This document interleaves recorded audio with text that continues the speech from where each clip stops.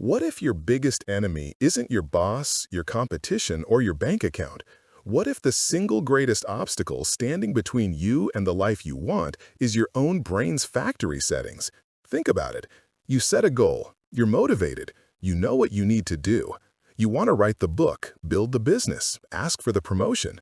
But when the moment comes to act, something else takes over. An invisible force pulls you back. You procrastinate, you find excuses. You check your email, you grab a snack, you suddenly decide now is the perfect time to reorganize your closet. Days, weeks, and years go by, and that massive gap between your intentions and your results just keeps getting wider.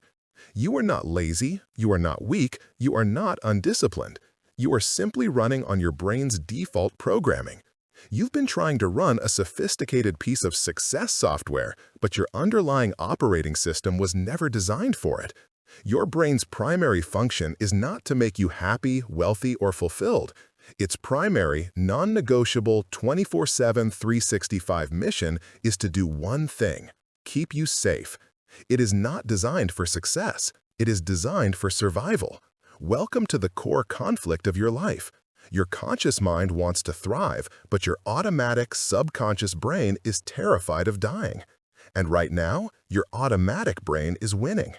In this chapter, we are going to pull back the curtain. We're going to meet the ghost in the machine, the subconscious operating system that runs 95% of your life. You will understand why your brain is wired to resist the very changes you want to make. And you will learn the first, most critical technique to interrupt this automatic failure program. Because you cannot rewrite your code until you understand what it says. It's time to stop being the user of a faulty program and become its author. The survival default. Let's start with a simple, undeniable fact. Your brain is a world-class, award-winning expert at finding what is wrong. It is a threat detection machine. We have a name for this: the negativity bias. This is your brain's factory setting. It's the tendency for your mind to give significantly more weight, attention, and memory to negative experiences than to positive ones. I want you to prove this to yourself. Think about your last performance review, or even just a casual conversation with your partner. You might receive 9 pieces of glowing positive feedback.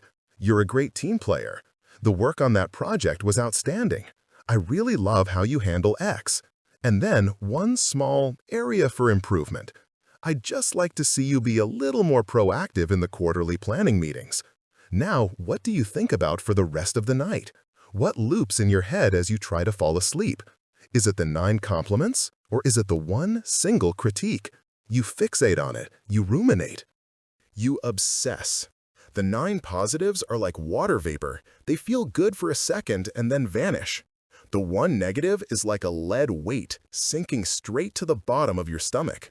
This isn't a personality flaw. It's not you being pessimistic. It's your brain's ancient software running its primary directive. To your brain, a positive experience is a nice-to-have. A negative experience, however small, is registered as a potential threat. And threats, to your brain, are a must-handle now priority. Think of your ancestors on the savannah. The one who spent all day admiring a beautiful sunset but missed the rustle in the grass didn't get to pass on their genes. The one who was anxious, jumpy, and constantly scanning for danger, the one who saw threats everywhere, is the one who survived. You are the direct descendant of the most paranoid, anxious, and threat-focused members of our species.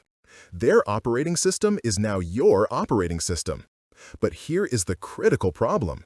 That software, perfectly adapted for a world of physical predators, is now running your life in a world of social, financial, and emotional risks. And it cannot tell the difference. The amygdala and the automatic failure program. Deep in your brain, at the base of your temporal lobe, you have a tiny, almond-shaped cluster of neurons called the amygdala. This is your brain's chief threat detector. It is your 24/7 security guard, and it's fast, primitive, and completely nonverbal. It doesn't use logic, it doesn't use language. It operates on a simple binary code: safe or not safe. When your amygdala senses a threat, any threat, it pulls a biological fire alarm. It bypasses your logical mind entirely and triggers a system-wide fight-or-flight response. Here's how this automatic failure program runs step by step. Let's use a modern scenario. You're sitting at your desk. You know you need to make a cold call to a potentially huge new client. This call could change your whole quarter. Your conscious mind understands this.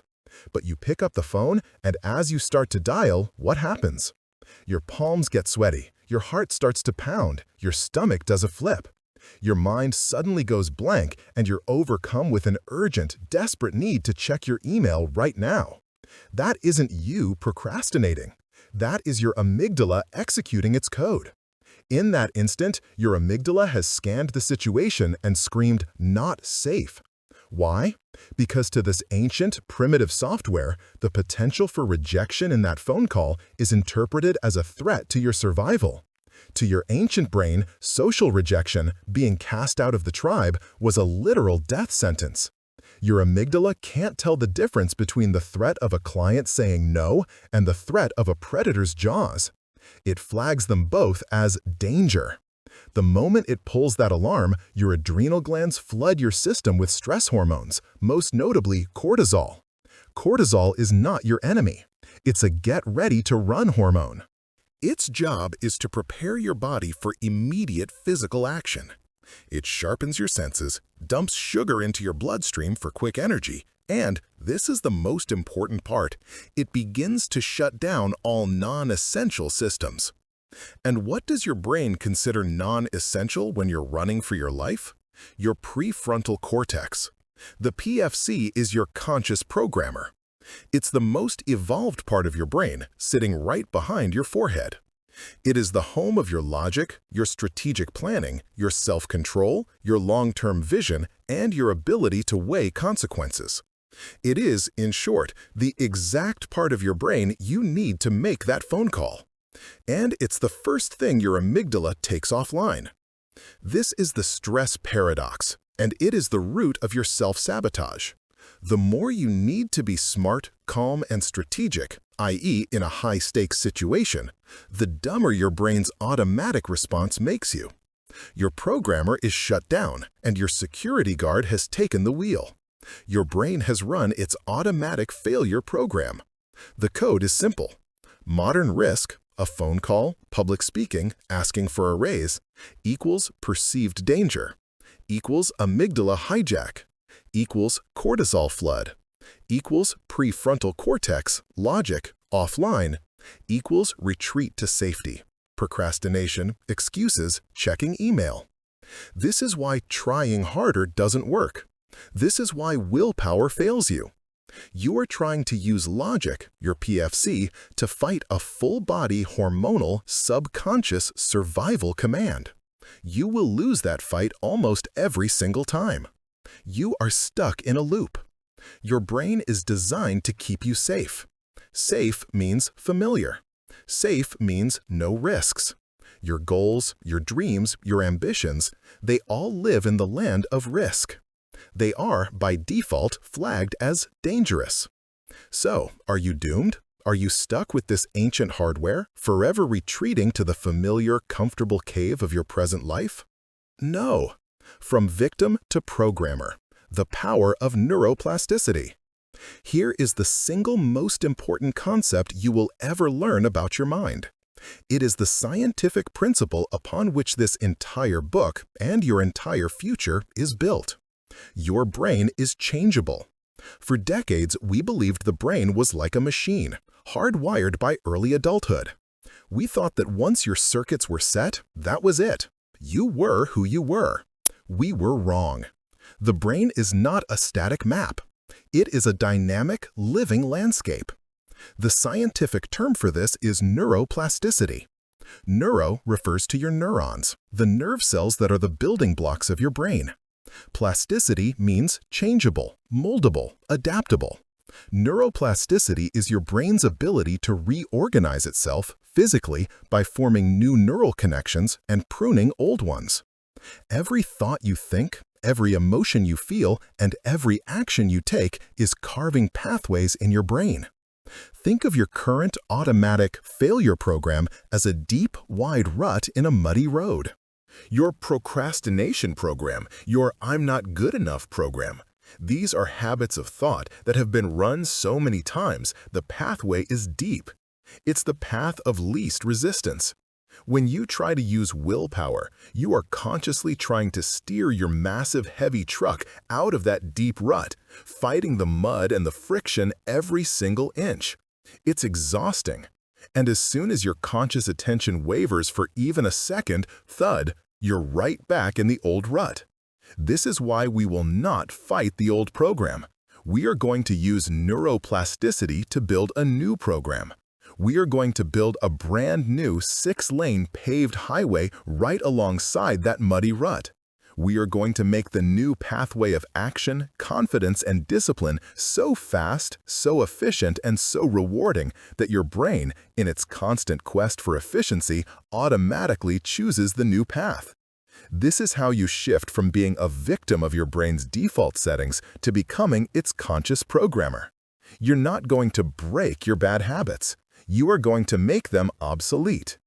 The solution, your first debugging tool, the ACR protocol. Your first job as a programmer is not to write new code. It's to debug the old code. You cannot fix a bug you can't see. The amygdala hijack is fast. It happens before your logical mind, your PFC, even has a chance to boot up. We need to create space. We need a tool that interrupts the automatic subconscious signal from threat to retreat. We need to insert a moment of conscious thought into that tiny gap. This tool is your first line of defense. I call it the ACR protocol. It stands for Acknowledge, Challenge, and Redirect. This is a 60-second mental script you will run the moment you feel that wave of resistance, that flush of anxiety, that sudden urge to procrastinate. Let's go back to that cold call. You're sitting there, frozen. The phone feels like it weighs 100 pounds. Your automatic failure program is firing. Here is how you run the protocol. Step 1. Acknowledge and label. The moment you feel the fear, the first step is simply to notice it and name it. You stop, take a breath, and say to yourself, either out loud or in your mind, "Ah, there it is. That's my amygdala firing. That feeling in my chest, that's a cortisol response. My negativity bias is just scanning for danger." This sounds simple, but it is neurologically profound. The simple act of labeling the emotion forces you to use your prefrontal cortex. You are shifting the energy from the hot, reactive, emotional amygdala to your cool, logical, observational PFC. You are engaging your conscious programmer. In that instant, you are no longer in the fear. You are observing the fear. You have tagged the bug. You have put your hand on the emergency stop button and paused the automatic program. Step 2. Challenge and reframe. Now that you've paused the program, you have to challenge its premise. Your amygdala is screaming, "Danger!"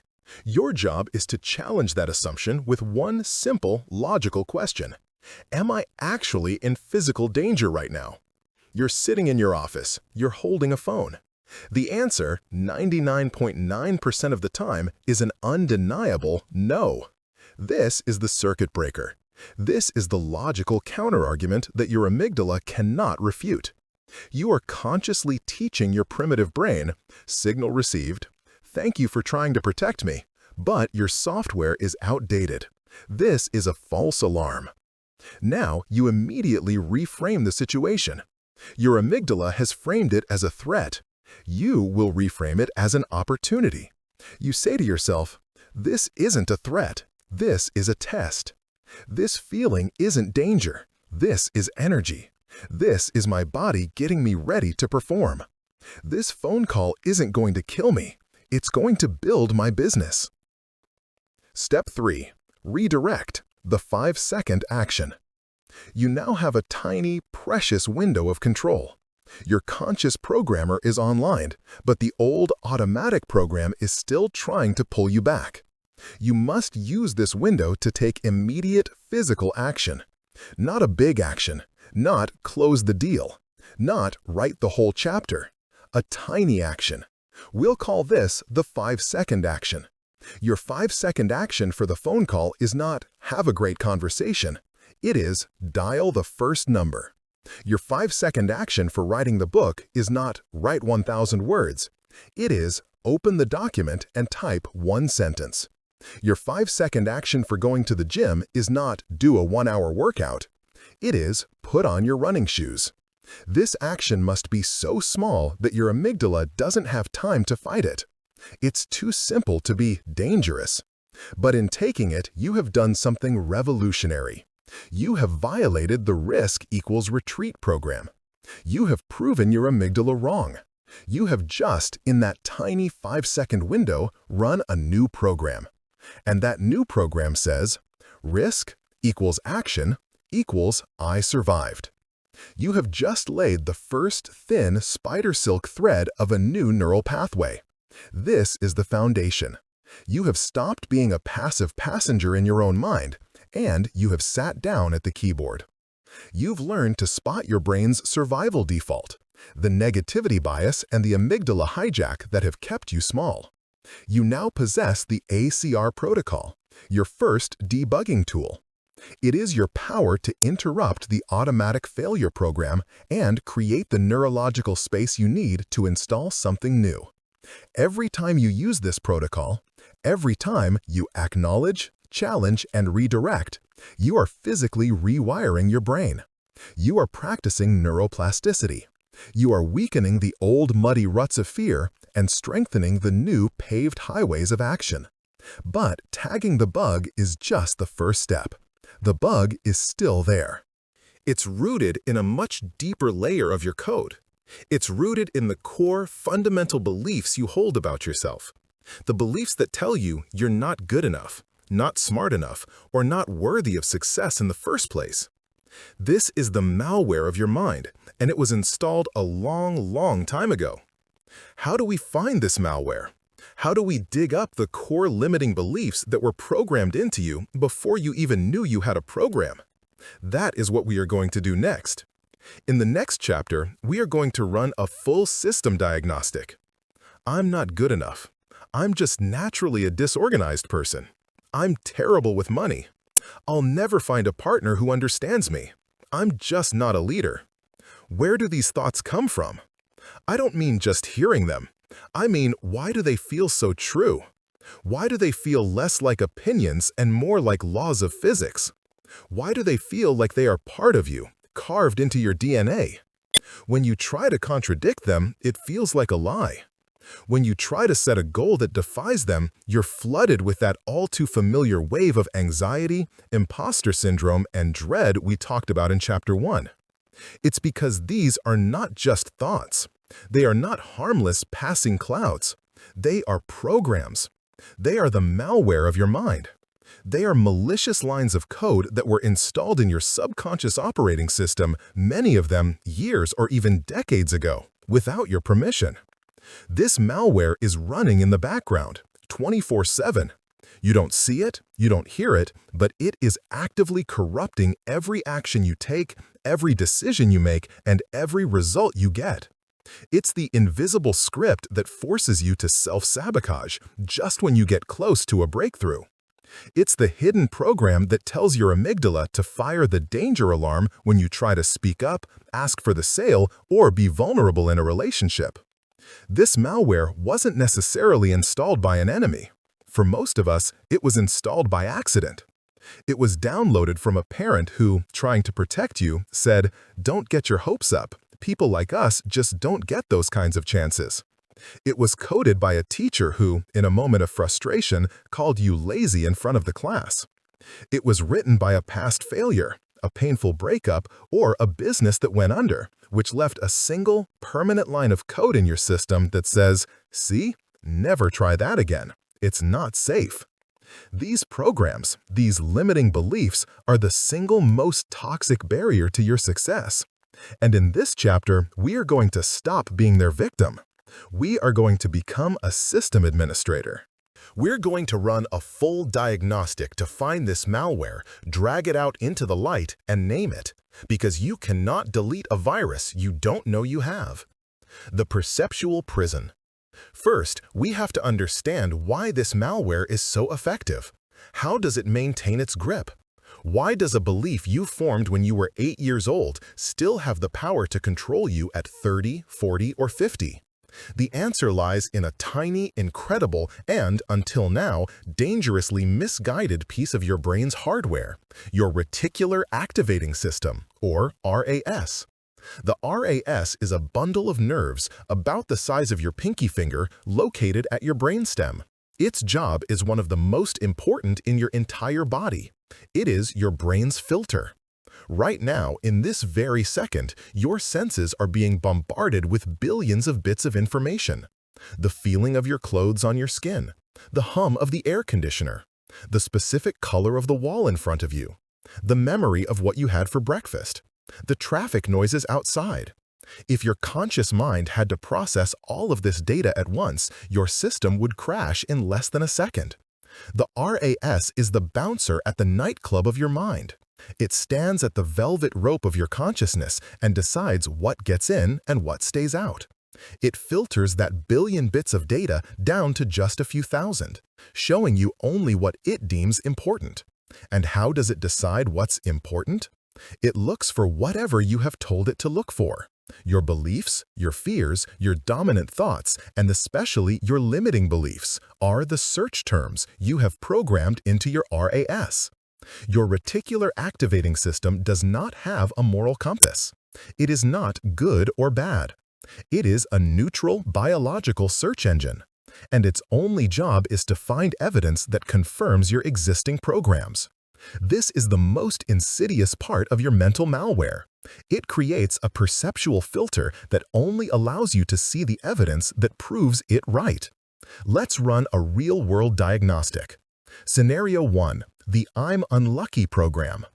You have a core belief, a piece of malware that says, I'm just an unlucky person. Things never work out for me. You have just programmed your RAS with the search command, find evidence of me being unlucky. Now you go about your day. You hit 5 green lights in a row on your way to work. Your RAS ignores it.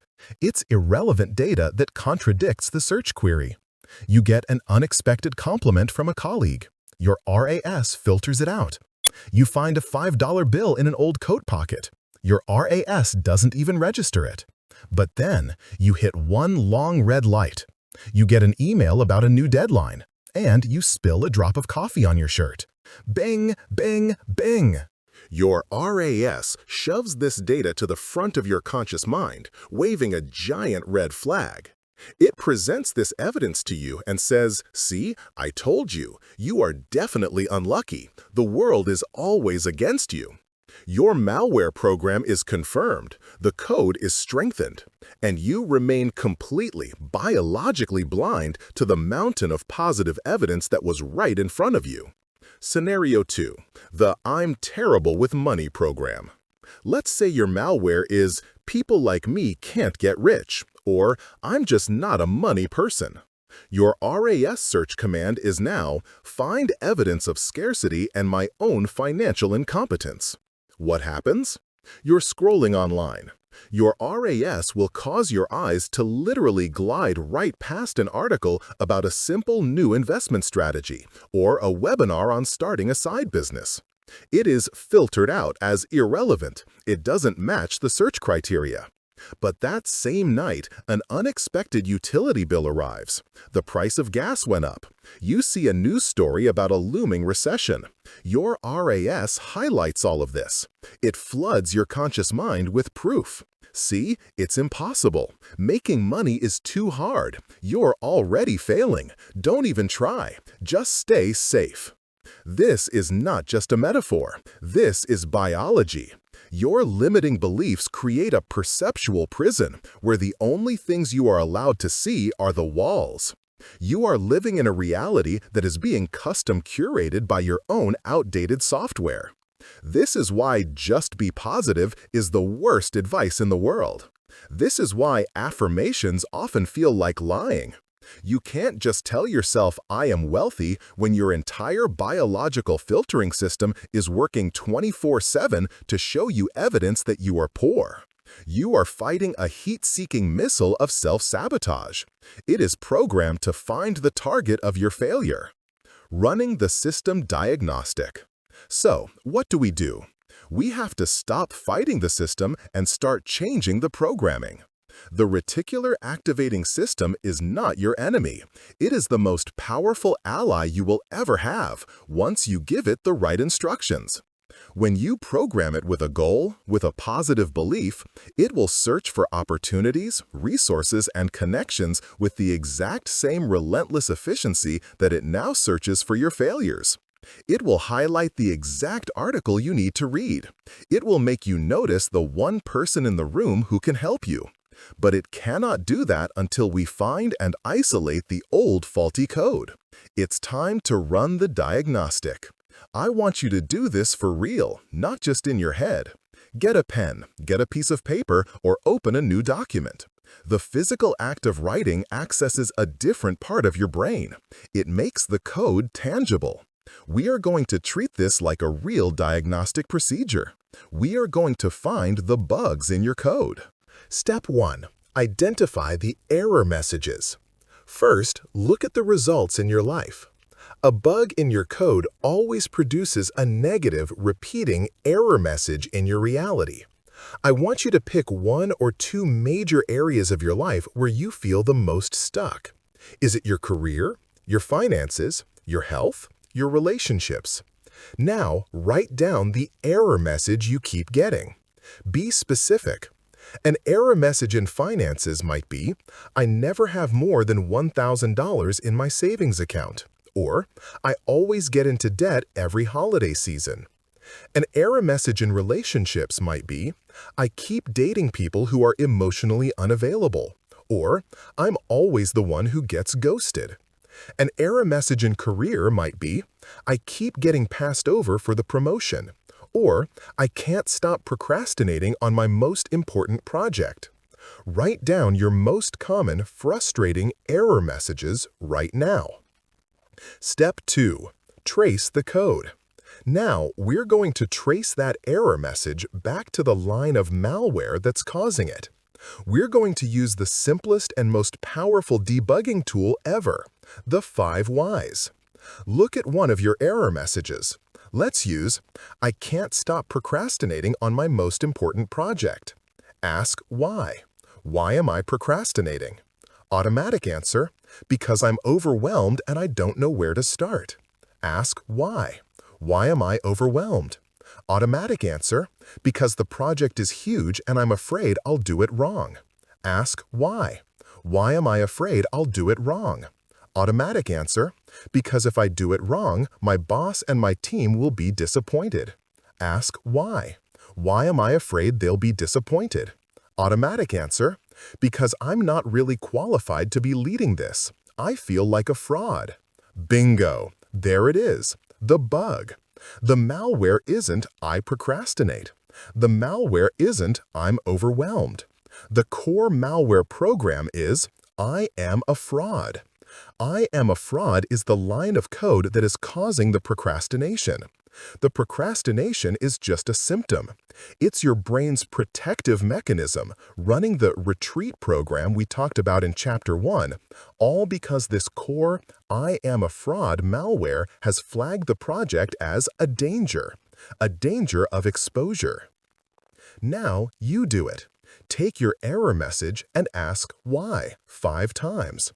Be honest. Write down the first automatic answer that comes to mind.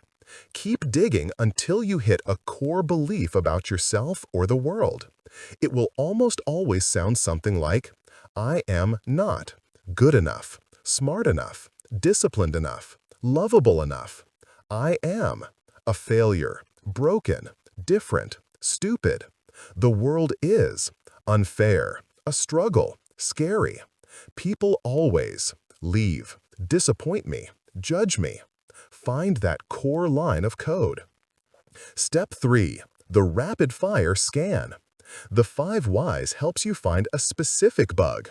Now, we're going to do a system-wide scan to find the malware you don't even know is running. I'm going to give you a series of sentence fragments.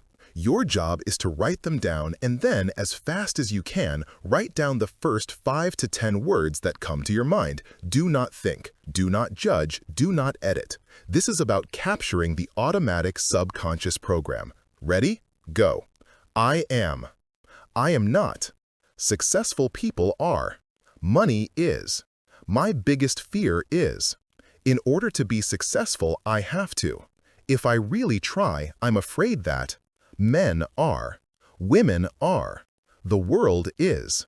I'll never be able to. Take a minute. Look at that list. Really look at it. What did your subconscious just reveal? Did you write, money is hard to come by? Successful people are lucky. In order to be successful, I have to sacrifice my entire life. I am always tired. This is your hidden programming. This is the code that is governing your RAS. This is the list of search terms that is filtering your entire reality.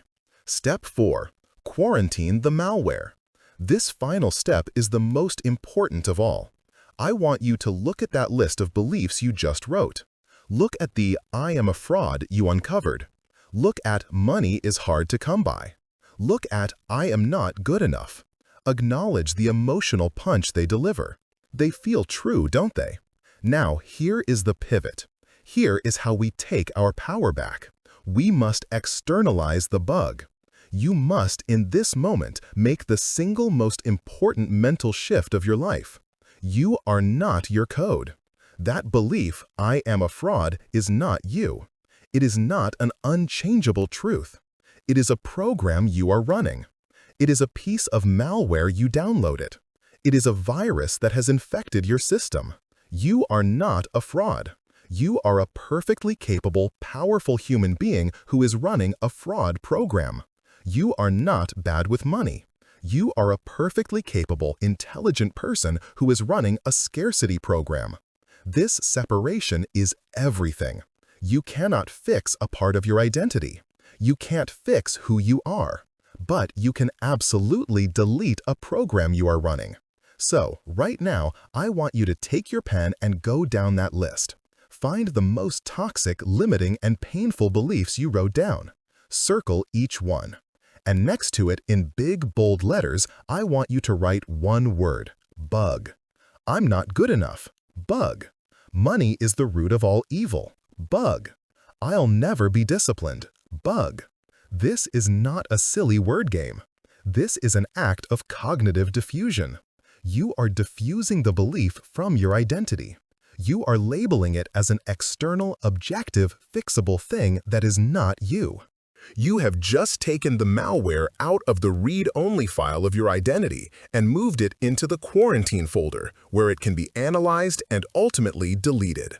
You have just run your first system diagnostic.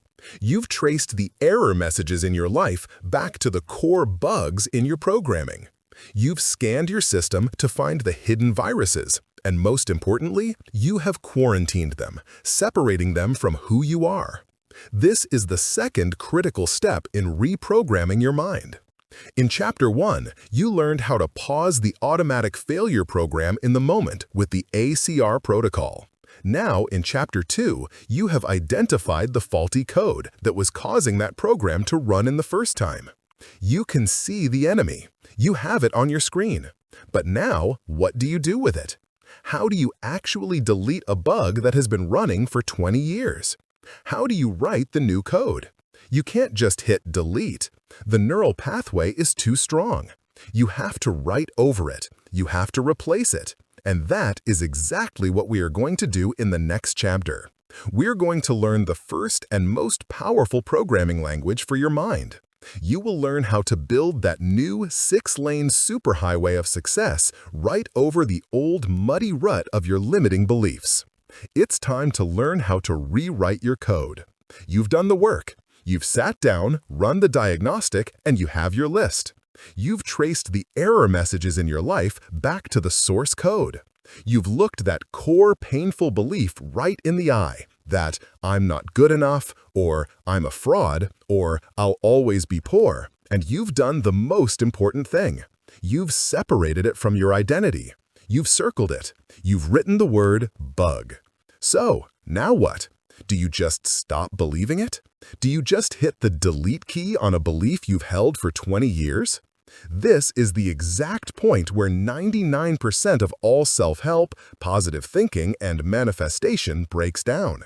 You're told to just replace the negative thought with a positive one. You're told to stand in the mirror and affirm the opposite. So you try. You stand there, looking yourself in the eye, and you say it out loud. "I am a brilliant, confident expert. I am a wealthy, abundant millionaire. I am perfectly disciplined and productive." And what happens? Your brain laughs at you. A voice in the back of your head immediately screams, "Liar!" It feels inauthentic. It feels fake. In fact, for most people, it feels worse. You feel a wave of guilt, shame, or even despair, because the gap between where you are and what you're saying feels like an impossible chasm. This isn't a failure of your character. This is a failure of the method. You have just triggered one of the most powerful and automatic forms of self-sabotage: cognitive dissonance, the lie detector in your brain. Cognitive dissonance is the profound mental stress and discomfort your brain experiences when it tries to hold two or more contradictory beliefs, values, or ideas at the same time. Your brain hates this feeling. It is a system integrity error. Its primary job is to create a consistent, stable model of the world to keep you safe. Dissonance, a conflict in your core programming, is the ultimate threat to that stability. So when this conflict occurs, your brain's system administrator will do anything to resolve the conflict and restore order, fast. And how does it do that? It viciously rejects the new, weaker idea and doubles down on the old, established one. Let's go back to our analogy from Chapter 1. That old limiting belief, let's use "I'm terrible with money," is not just a thought. It is a physical superhighway in your brain. Millions of neural signals, reinforced by years of evidence, which your RAS diligently found for you, have carved this pathway. It is wide, deep, efficient, and automatic. Now, you stand at the edge of this massive 8-lane highway of "I'm terrible with money," and you try to whisper a new thought: "I am a wealthy millionaire." This new thought is a tiny, fragile footpath in the weeds. Your brain's system administrator sees the conflict. It sees the massive, established highway, and it sees the tiny, new, unsupported footpath. To your brain, this is an easy choice. The highway is truth. The footpath is error. So it rejects the new thought. Even worse, to prove its case and resolve the dissonance, it immediately triggers your reticular activating system, RAS, to find counter-evidence. You say, "I am wealthy." Your brain's diagnostic immediately replies, "No, you're not. Look at your $15 checking account. Look at your credit card bill. Remember that loan you had to ask for? This is the truth. That 'I am wealthy' idea is a lie. Reject it." The result? You don't just fail to install the new belief. You have just physically reinforced the old one. You have just run a program that strengthens your malware. This is why fake it till you make it so often leads to faking it till you break it. You cannot fight a superhighway. You cannot delete a core program by force. You have to be smarter. You have to be a programmer. You have to use your brain's own rules against it. You can't just delete the bug. You must replace it. You must write over the old faulty code with a new, believable program. This is Module 1. This is the first, most powerful programming language you will learn. I call it the Evidence Bridge Technique. Module 1. The Evidence Bridge Technique. We are not going to fight the old superhighway. That's a fool's errand. We're not even going to try to build a new superhighway overnight. That's what causes cognitive dissonance. We are going to start by building a new footpath. Then we will gradually, patiently, and systematically pave that footpath. We will widen it into a road.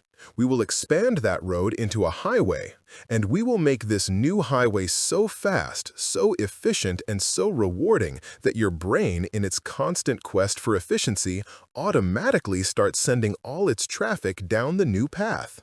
Eventually, the old muddy highway of your limiting belief, it will become overgrown, unused, obsolete. This is applied neuroplasticity. How do we do it? We build this new path with a material your brain cannot reject, small, undeniable, factual evidence. The evidence bridge technique is a systematic process for building a new, believable belief, a bridge belief, by consciously gathering and focusing on tiny, factual wins that support it. This bypasses cognitive dissonance entirely. Why? Because you can't argue with a fact. Let's walk through this step by step. I want you to apply this to the bug you identified in Chapter 2. Step 1. Write your bridge belief. First, you must choose your destination.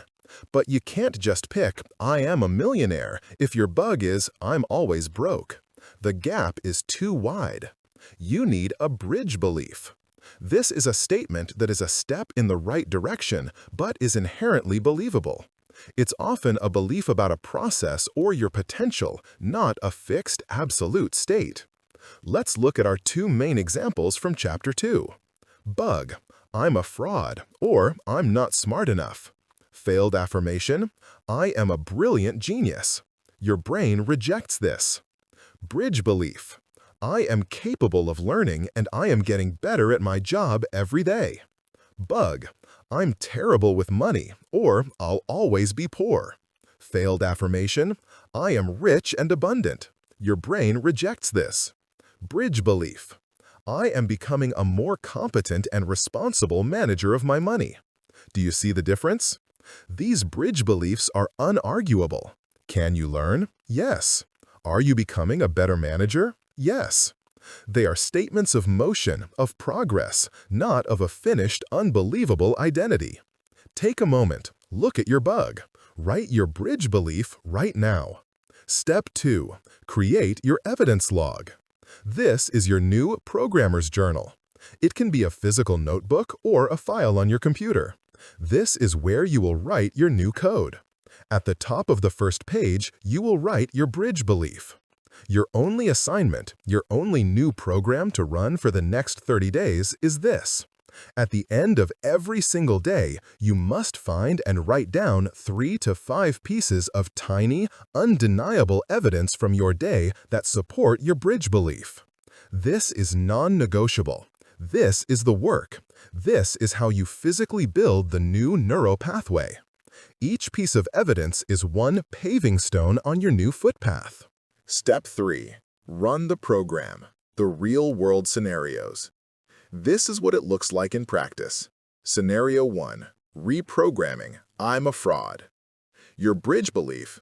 I am capable of learning and I am getting better at my job every day. Your mission. Find 3 to 5 pieces of evidence, no matter how small. Evidence log. Day 1. Fact. I finished the daily report and it had no errors.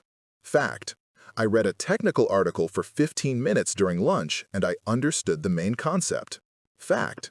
My colleague Sarah asked me a question about the project and I knew the answer without having to look it up. Evidence log. Day 2. Fact. I woke up on time and wasn't late for our morning meeting. Fact. I was nervous, but I did ask one clarifying question instead of just staying silent and confused. Fact. I organized my to-do list for tomorrow before I logged off. This looks simple, doesn't it? It looks too simple. That is why it works. A bug like I'm a fraud survives by making you feel like a total 100% failure. It's an absolute.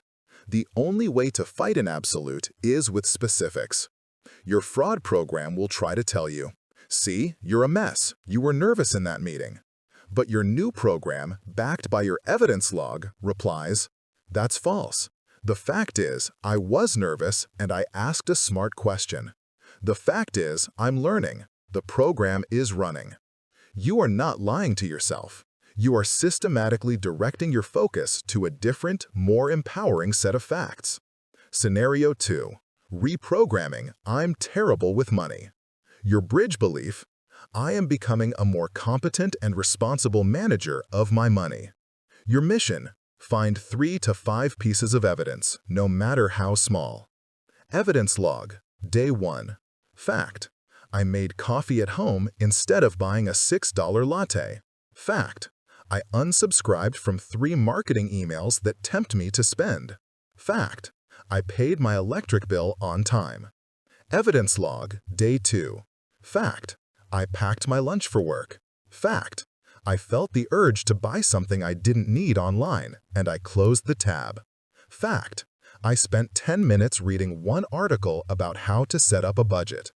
Do you see what's happening? You are physically rewiring your brain.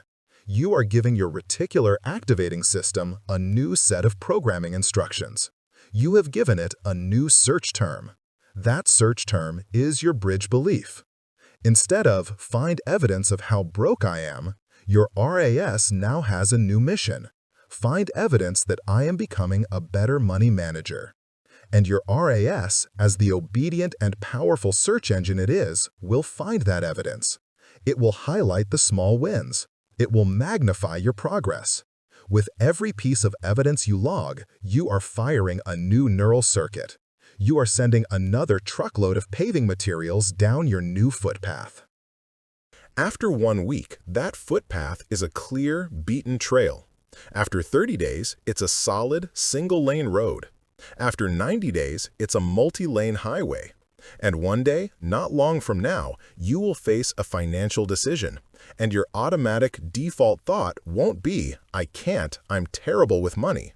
Your new automatic thought will be, let's see how this fits into my plan. The old muddy rut of I'm terrible with money will be overgrown, unused, and powerless.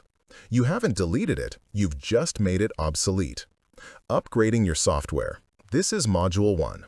This is the fundamental language of cognitive reframing.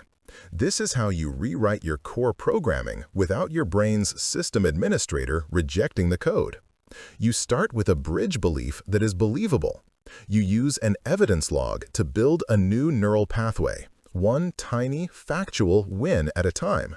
You give your RAS a new job to find proof of your success, not your failure. You run this program for 30 days, 60 days, 90 days. You make it a non-negotiable practice. And then something magic happens. After 90 days of proving I am becoming a more competent manager of my money, you'll have a journal filled with hundreds of pieces of hard evidence. Your savings account will look different. Your anxiety will be lower. Now you can upgrade your belief. Now you can graduate to a new bridge belief, like I am a smart and capable financial manager. And does your brain reject it? No. Why? Because you have the receipts. You've spent 90 days proving it. The cognitive dissonance is gone. It is no longer a lie. It is your new, proven truth. You have successfully reprogrammed your mind. You've learned how to pause the failure program in the moment with the ACR protocol. You've learned how to identify the malware of your limiting beliefs. And now you have the evidence bridge technique, the how-to of writing the new code. This is the internal work. This is how you rewire your thoughts. But true automatic success requires 2 things: new software, your beliefs, and new hardware, your actions. It's one thing to believe you are a healthy person. It's another to have an automatic program that gets you to the gym, even when you don't feel like it. You've started to reprogram your mind. Now it's time to reprogram your behavior. It's time to install the habit engine, the automatic subroutines that will execute your goals for you, saving your willpower for what matters most. It's time for Module 2. You're doing it. You're actually doing it. You've been running your evidence bridge program from Chapter 3, and your new bridge belief is starting to feel solid. You've installed your stack and hijack habits from Chapter 4, and your automatic success apps are running. You're building momentum. You're feeling focused. You're feeling proud. And then it happens. The product you've worked on for 6 months launches to the sound of crickets. Zero sales. The promotion you were sure you were going to get goes to someone else. The client you poured your heart into a proposal for sends a one-sentence no. Or maybe it's simpler. You have a terrible, stressful day. You break all your new habits, you eat the junk food, you skip the gym, you stay up until 2 a.m. scrolling on your phone, and you wake up feeling like a complete failure. In this one single moment, all your progress feels like a lie. A cold, familiar voice whispers from the back of your mind. See, I knew it. I told you this was all fake. Who are you kidding? You're not a competent manager. You're still just a disorganized mess. You're not a leader. You're a fraud, and you just got caught. This is the moment of truth. This is the setback ambush. And it is the single most dangerous moment in your entire reprogramming journey. It's not the failure that destroys your progress. It's your automatic, pre-programmed response to it. This is the moment your old malware, your core limiting beliefs, has been waiting for. It's an exploit, a vulnerability in your system. And when that failure hits, your old code launches an all-out attack to uninstall your new programming and restore the factory settings of your fear. If you don't have a defense, you will lose. In this chapter, we are going to build that defense. We are not going to try to be tougher. We are going to program an automatic system-level defense.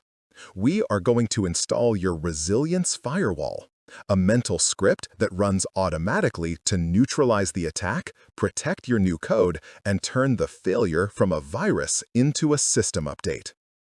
The malware reactivation. Why failure feels fatal. To build the firewall, you first have to understand the attack. What is actually happening in your brain in that hot moment of failure? It's not just a bad feeling. It is a full-blown biological system-wide event. I call it the failure stress cascade. Let's say you just received that rejection email. Your eyes scan the words, "We've decided to go in a different direction." 1. The trigger.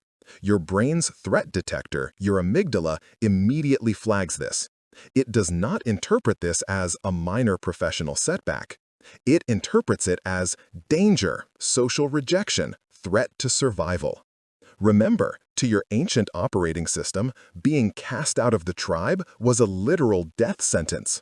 This email is interpreted with that same primitive panic. 2. The hijack.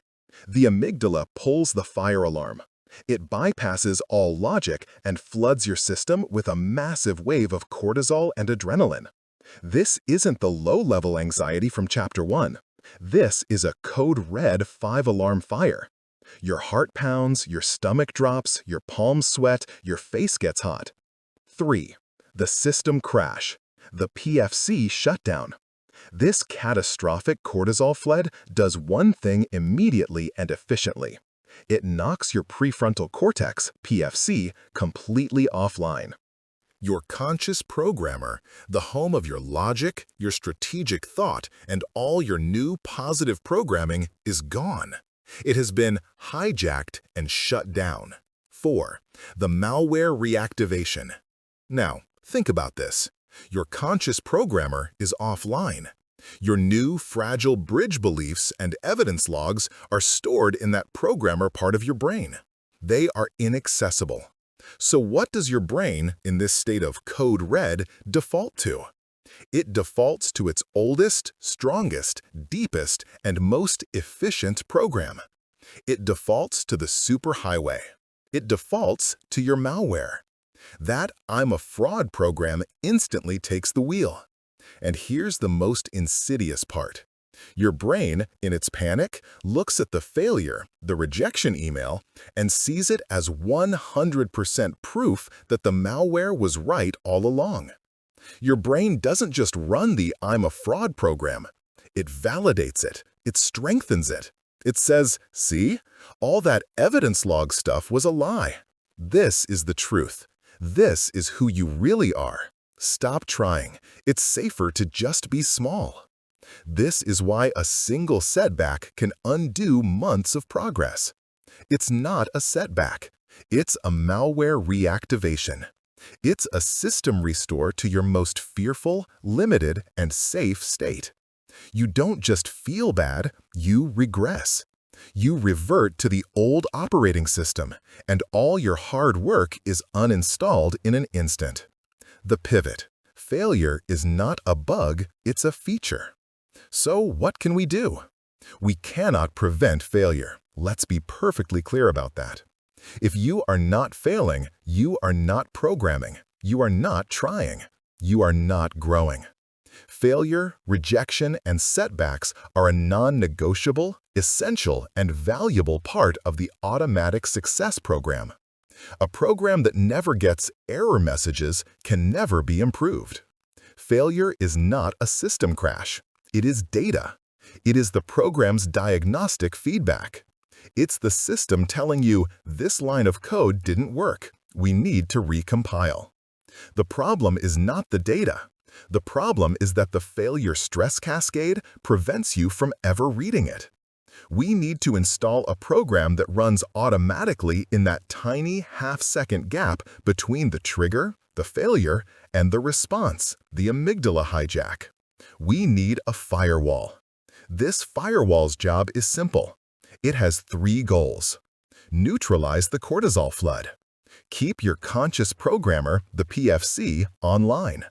Prevent the malware reactivation. This firewall is your new Module 3.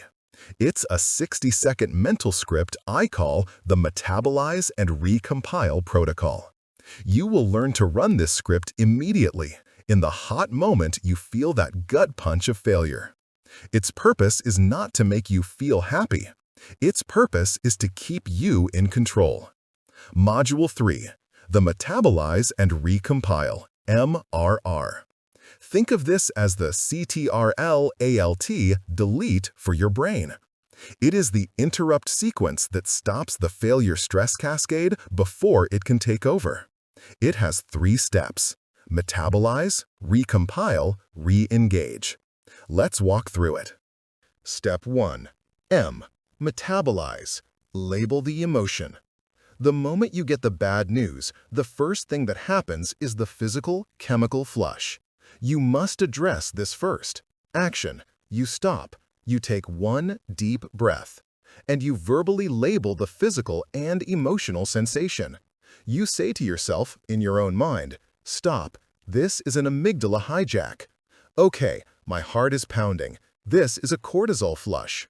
I am feeling a wave of intense disappointment, or fear, or shame, or anger. Why it works. The science. This is not a woo-woo step. This is a direct neurological intervention. The act of affect labeling, of putting a name to an intense emotional experience, forces you to use your prefrontal cortex, specifically a part of it designed to observe and articulate feeling. You cannot label an emotion without engaging your conscious programmer. In that instant, you have done something revolutionary. You have shifted from being the emotion, drowning in it, to observing the emotion. You have just booted up your PFC in the middle of an amygdala hijack. This immediately begins to dial down the amygdala alarm. You are metabolizing the raw chemical flood, processing it as data instead of being overwhelmed by it. You've just completed step 1 of the firewall. PFC is now partially online. Step 2. R. Recompile. Isolate the data. Now that your programmer is online, even if it's flickering, you must immediately give it a job. You must force it to shift from an emotional mindset to an analytical one. Action. You ask yourself one simple, logical, non-emotional question. What is the one piece of data I can learn from this? This question reframes the entire event. A failure is a personal attack on your identity. Data is an impersonal, neutral, fixable piece of information. Scenario. The launch failed. Malware response. I'm a failure. My product is terrible. I'm ruined. Data response. What's the data? The data is, My marketing message did not create urgency. See, that's data. You can fix a message. Scenario: you broke your habits. Malware response: I'm a lazy, undisciplined slob. I knew I couldn't do it. Data response: what's the data? The data is my stack and hijack program of go to the gym after a 10-hour workday is not a sustainable loop. That's data. You can fix a loop. Scenario: the client said no. Malware response: I'm a terrible salesperson. They hate me. I'm not cut out for this. Data response: what's the data? The data is my proposal focused on features and not on return on investment. That's data. You can fix a proposal. You are recompiling the event. You are taking the failure code, which would crash your system, and rewriting it as learning code, which makes your system stronger.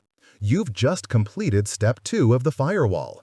Malware reactivation has been blocked. Step 3. R. Re-engage. Give one new command. You now have a 10-second window of clarity and control. But you must use it. If you stop here, your brain will slip back into the rumination vortex, the old malware program of replaying the failure over and over. You must close the failure loop and immediately open a new solution loop. Action: you give yourself one tiny forward-looking command. Not fix the whole thing, just the very first step of the new program. Scenario: launch failed. Command: my command is open a new document and write down 3 questions I can ask my target audience. Scenario: broke habits. Command: my command is drink 1 full glass of water right now and go set out my gym clothes for tomorrow morning. Scenario: client said no. Command: my command is send a polite thank you for your time email and ask for 1 piece of feedback on my proposal. Why it works? The science? You have just physically re-engaged your brain in the process of success. You've told your amygdala, threat neutralized, we have a new plan. You've told your prefrontal cortex, you are back in charge. You've just completed step 3 of the firewall. New success program is now running. The firewall in action, before and after. Let's see the 2 realities. Before, no firewall. You get the rejection email. 0.1 seconds, amygdala fires, danger. 0.5 seconds, cortisol flood, heart pounds, PFC offline. 1.0 seconds, I'm a fraud, malware reactivates. 2.0 seconds, your brain accepts the failure as proof you're a fraud. Result: you shut your laptop. You feel despair. You spend the rest of the day in a fog of self-loathing, procrastination, and comfort behaviors, junk food, TV. You have just massively reinforced your old negative identity. After running the MRR protocol, you get the rejection email. You feel the gut punch. 0.1 seconds, amygdala fires. 0.5 seconds, you run the script. Step M, metabolize. Stop, that's a cortisol flush. I'm feeling intense rejection. It's just a chemical response. Your PFC boots up. Step R, recompile. What's the data? The email says they chose someone with more specific experience. The data is not I am bad. The data is my resume needs to highlight that experience better. You are analyzing, not personalizing. The malware is blocked. Step R, re-engage. My command is open my resume, find 3 places to add that specific experience right now. You are moving forward. Result: the failure has been metabolized. The cortisol is neutralized. The PFC is still in charge. You just turned a system crashing failure into a system update in 60 seconds. This is your new automatic program. This is your resilience firewall.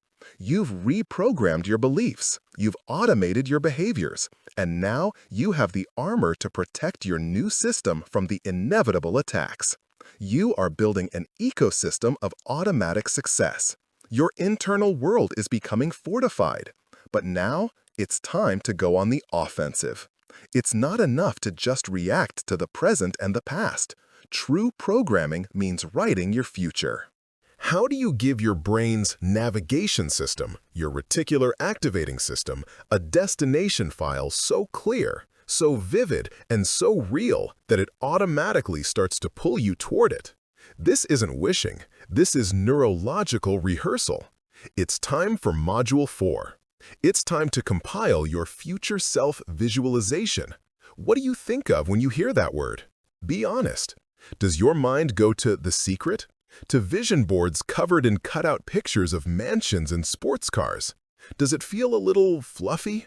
Does it feel like wishing, like fantasy, like a daydream that's nice to have but has no real-world power?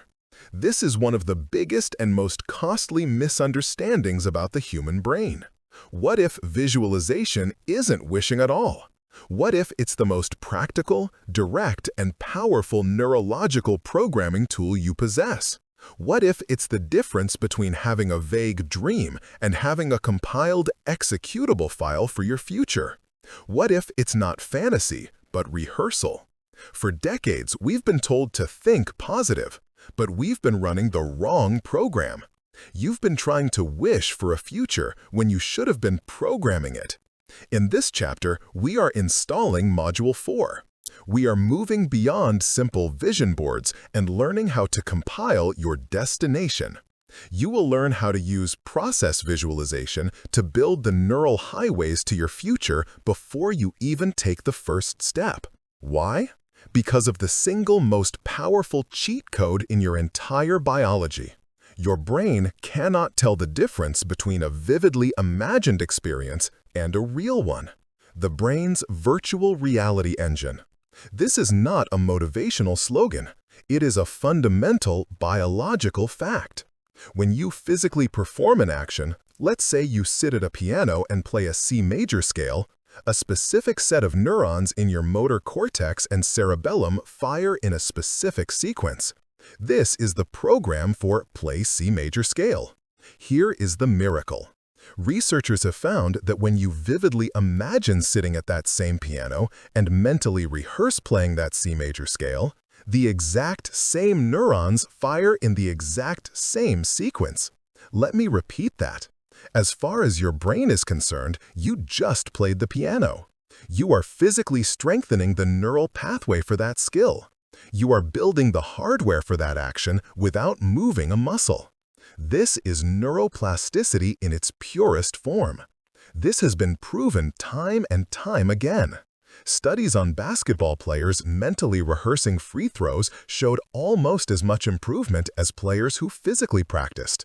Studies on stroke victims found that imagining moving a paralyzed limb helped dramatically speed up the brain's process of rewiring and restoring function. This is your brain's built-in virtual reality simulator. It's a flight simulator for your life. And for your entire life, you have either let this simulator run on idle, replaying old, grainy footage of your past failures, or you've used it as a fantasy machine to dream of outcomes you never act on. Today, we turn it into a programming deck. The agitation, stuck in the familiarity rut. So, why are you stuck? Why do you dream of that big goal, starting the business, giving the presentation, asking that person out, but freeze when the moment comes to act? The answer is twofold. First, let's revisit your reticular activating system, your brain's search engine from Chapter 2. Its job is to filter your reality and show you what's important based on your programming. What is your current programming? It's your present reality. It's your past experiences. Your RAS has a destination file that is just a mirror image of where you already are. So, as you move through the world, what does it highlight for you? It highlights evidence that confirms your current limitations. It highlights proof that you are still in the same place. It is biologically blind to the opportunities that match your future self, because that self doesn't exist in its search parameters. Second, and even more powerfully, your brain operates on a familiarity principle. Your threat detector, the amygdala, has a simple binary code: familiar, safe; Unfamiliar, dangerous. Your current life, your current job, your current bank account, your current habits, even the bad ones, are all deeply familiar. Your brain has run these programs thousands of times. They are safe, even if they make you miserable. But that big, life-changing goal? That is 100% unfamiliar territory. Let's use a concrete scenario. You have to give a career-changing presentation to the board of directors. You've never done it before. The moment you even think about it, your amygdala scans this database. It searches for experience, presenting to board. The result? File not found. To your brain, this is not a neutral event. It is a void. It is the unknown, and unknown is the definition of dangerous. So what happens? Your amygdala tags the presentation as a threat. It launches the failure stress cascade we talked about in Chapter 5. Just thinking about it makes your heart pound. And when the day actually comes, you walk into that room and your brain's danger alarms are screaming. Your PFC shuts down. You freeze. You stumble over your words. You feel like a fraud. You have just proven your brain's malware correct. See, I told you that was dangerous. I told you you weren't good enough. You are stuck in a familiarity rut. You self-sabotage, not because you lack talent, but because your brain is neurologically programmed to reject any path it hasn't run before. The false solution, outcome-only wishing. But I have a vision board, you might say. I am visualizing the goal. And what exactly are you visualizing? Are you visualizing the applause at the end of the presentation? Are you visualizing the congratulations email? Are you visualizing the new car in the driveway? This is outcome visualization, and it is the wrong program. Here's why. It's incomplete code. It's like programming a destination into your GPS, but having 0 roads mapped to get there. Worse, it can backfire. When you only visualize the perfect outcome, your brain gets an unearned hit of dopamine. You feel the reward without having done the routine. This can trick your brain into feeling like the goal is already accomplished, reducing your real-world motivation to do the hard work necessary to achieve it. It also fails to program for the real world. The real world is not just applause. The real world has struggle. The real world has hard questions. The real world has friction. Your outcome-only program has no code for that. So when the first sign of friction appears, a tough question from a board member, your entire program crashes. You don't need a fantasy. You need a rehearsal script. Module 4, the Process Visualization Program. Welcome to Module 4. We are not going to visualize the outcome. We are going to visualize the process. Process visualization is the act of mentally and in vivid detail rehearsing the entire sequence of actions between you and your goal. You are not going to be a wisher. You are going to be a programmer. You are going to be the director of your own mental movie, and you are going to run the simulation. This program does 2 revolutionary things. It builds the neural pathways for the success actions, firing your motor cortex and making the actions automatic. It desensitizes your amygdala. It takes the unfamiliar and, through repetition, makes it familiar. It teaches your brain, this is safe. I've run this program before. Let's run the program.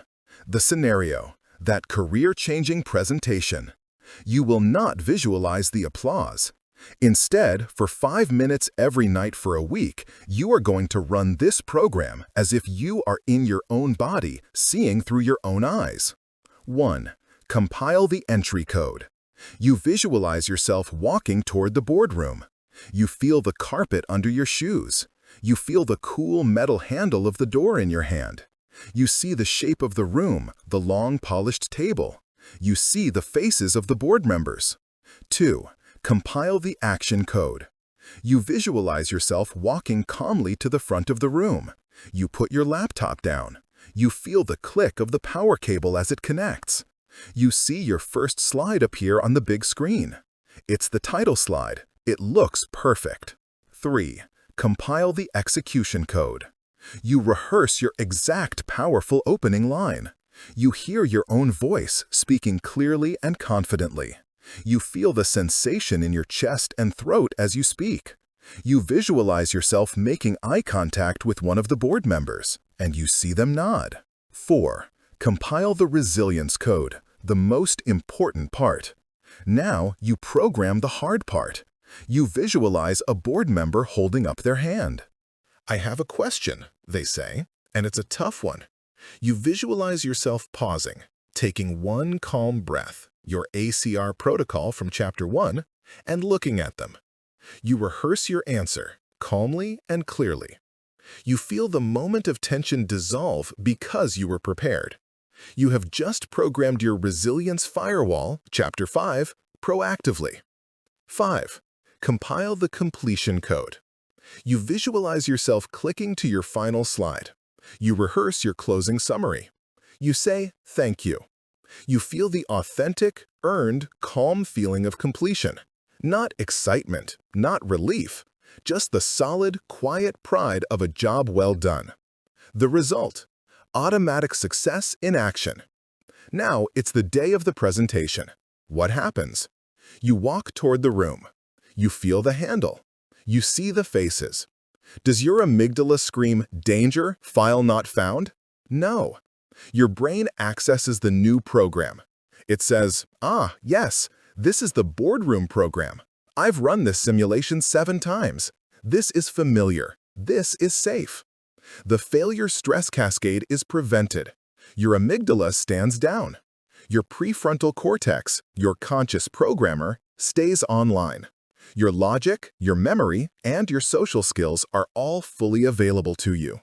When the tough question actually comes, you don't panic. Your brain simply runs the resilience code you already programmed. You automatically take that calm breath. You automatically deliver your clear answer. You are not faking it till you make it. You made it in your mind first. You programmed the automatic success file, and now your body is simply executing the code. This is how you build your future. You want to start a business? Don't visualize the millions. Process. Visualize the awkward first sales call. Rehearse hearing no and calmly asking, "What's the main reason?" You want to run a marathon? Don't visualize the finish line. Process. Visualize mile 20 when your legs are on fire, and rehearse your new bridge belief, Chapter 3, "I am capable of handling this discomfort." You want to write a book? Don't visualize it on a bestseller list. Process. Visualize sitting down at 6 a.m., opening the blank document, and feeling your fingers type that one first sentence, Chapter 4. This is your new module. This is your flight simulator. You are no longer just a passenger in your life, hoping to end up somewhere good. You are the programmer, building the roads, paving the highways, and pre-running the simulation. You've programmed your beliefs. You've automated your habits. You've built your resilience firewall. And now you are compiling your future. Your internal operating system is becoming a masterpiece of intentional design. But there's one last piece of the puzzle. You can have the most perfect, powerful, high-speed software in the world. But if you run it on a computer that is full of viruses, cluttered with junk files, and constantly bombarded with pop-up ads, it will still crash. Your environment is that computer, and right now, it is running its own program on you, 24/7. It's time to stop letting your world program you. It's time to program your world. You have the best software in the world. You've done the work. You've rewritten your limiting beliefs with the evidence bridge, Chapter 3. You've installed your automatic habit engine, Chapter 4. You've built a resilience firewall, Chapter 5. And you've compiled a future self destination file, Chapter 6. Your internal programming is a masterpiece. It's fast, powerful, and optimized for success. So you take this perfect billion-dollar piece of software and you try to run it on a 20-year-old computer. A computer that's infected with viruses. A computer that's choked with junk files, with a slow processor and 100 pop-up ads that bombard you every 2 seconds. What happens? It crashes. It doesn't matter how good your internal code is. If the external machine you're running it on is compromised, you will fail. Your environment is that computer, and right now it is actively running its own program on you 24 hours a day, 7 days a week.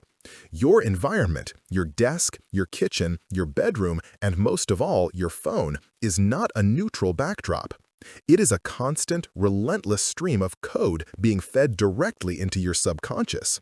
And for most of your life, that code has been programming you for distraction, procrastination, and failure. It is filled with cues that trigger your old automatic failure loops. It is designed to drain your willpower. You've been trying to run a success program while sitting inside a failure machine. In this chapter, we are going to stop being the victim of our environment and become its architect.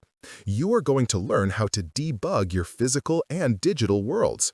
You will stop fighting your surroundings and start programming them to make success the path of least resistance. The cognitive drain, your environment as a willpower tax. Let's go back to your conscious programmer, your prefrontal cortex, PFC. As we covered in Chapter 4, your PFC runs on a finite battery. This battery is your willpower, your executive function, your ability to make smart, long-term decisions. Your environment is constantly taxing this battery. Scientists call this cognitive load. Every piece of input your brain has to process, no matter how trivial, is a small tax on your PFC. Every distraction, every piece of clutter, every notification, every tiny decision, it all drains your battery. Let's run a diagnostic on a standard failure environment. You walk into your kitchen to make a healthy breakfast. The counter is covered in last night's dishes. Cognitive load? Ugh, I have to clean this first.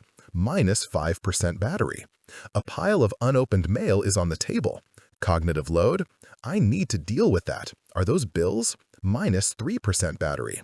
The first thing you see in the pantry is a box of sugary cereal, right at eye level. Cognitive load? That looks so much easier. I have to resist that. Minus 10% battery. Your phone on the counter buzzes. It's a news alert. What's wrong now? 5% battery. You haven't even eaten yet, and you're already down 23% of your daily willpower. You've been taxed into exhaustion by 8 a.m. This is decision fatigue. Your brain, in an effort to conserve its rapidly draining battery, will do the same thing it does at 5 p.m. It will default to the easiest, most automatic program. It will default to the path of least resistance. And what is the path of least resistance in that kitchen? It's grabbing the cereal, ignoring the dishes, and scrolling through the bad news on your phone. Your automatic success program, the healthy breakfast app you wanted to run, never even had a chance to load. Your environment hijacked your system and ran its own failure program on you. Now, imagine an environment you programmed. You walk into your kitchen. The counters are clear. Your evidence log journal is sitting on the table, right next to your pen. A bottle of water is waiting for you. In the fridge, at eye level, is a container of pre-cut fruit. Your phone is in another room charging. In this environment, what is the path of least resistance? It's drinking the water. It's eating the fruit. It's opening your journal. You haven't used any willpower. You've gained momentum. Your environment didn't tax you, it served you. The solution: you are the choice architect. This is the pivot. Your job is not to have superhuman willpower and resist a failure environment. That is a losing battle. Your job is to become a choice architect. A choice architect is a programmer who designs an environment where the best choice is the easiest choice. Often, it's the only choice. You are going to meticulously redesign your world to support your new programming, not fight it. And you are going to do this using one powerful, two-part programming language. I call it the friction and flow protocol. This is the how-to for debugging your world. 1. Programming flow, the path of least resistance. This is what you apply to your good habits, the automatic success apps you want to run. Your goal is to decrease the activation energy, the number of steps, decisions, or effort required to run the program. You must make your good habits effortless. 2. Programming friction, the path of most resistance. This is what you apply to your bad habits, the failure loops you want to stop running. Your goal is to increase the activation energy required to run the program. You must make your bad habits inconvenient, difficult, or even impossible to do on autopilot. You are literally loading the dice. You are programming your world to nudge you towards success over and over, all day long. Debugging your physical space. Let's run this protocol on your physical world. Scenario 1. The habit of going to the gym. Flow. Good habit. You need to reduce the activation energy for going to the gym to as close to zero as possible. The night before, you program your launch sequence. You lay out your complete set of gym clothes right next to your bed. You pack your gym bag and put it by the front door. You fill your water bottle and put it in the fridge. You put your car keys on top of your gym shoes. Result? When you wake up, you have zero decisions to make.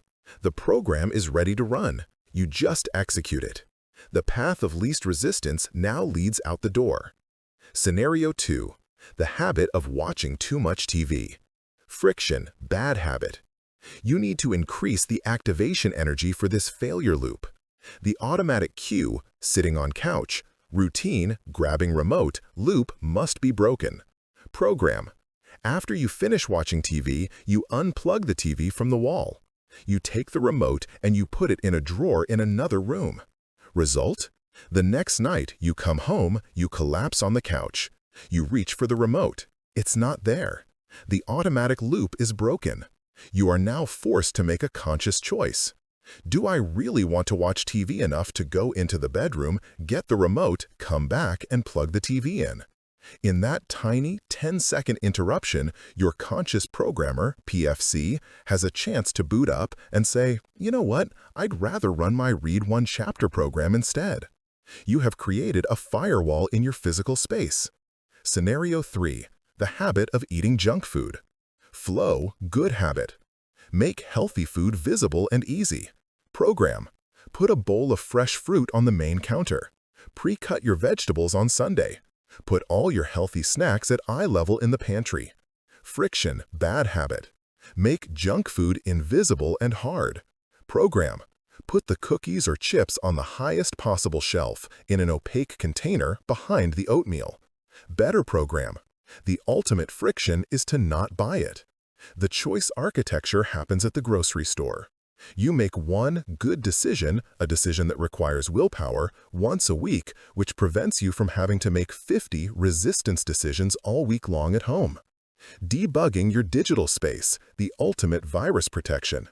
This is just as, if not more, important. Your phone is not a neutral tool.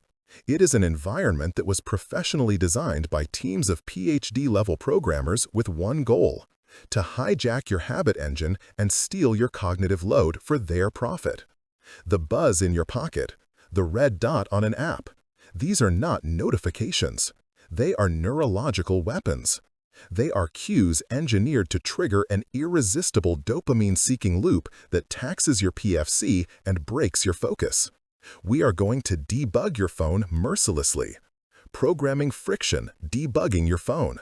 Your goal is to turn your phone from a dopamine slot machine into a functional tool. The #1 program: kill the notifications. This is non-negotiable. Go into your settings right now.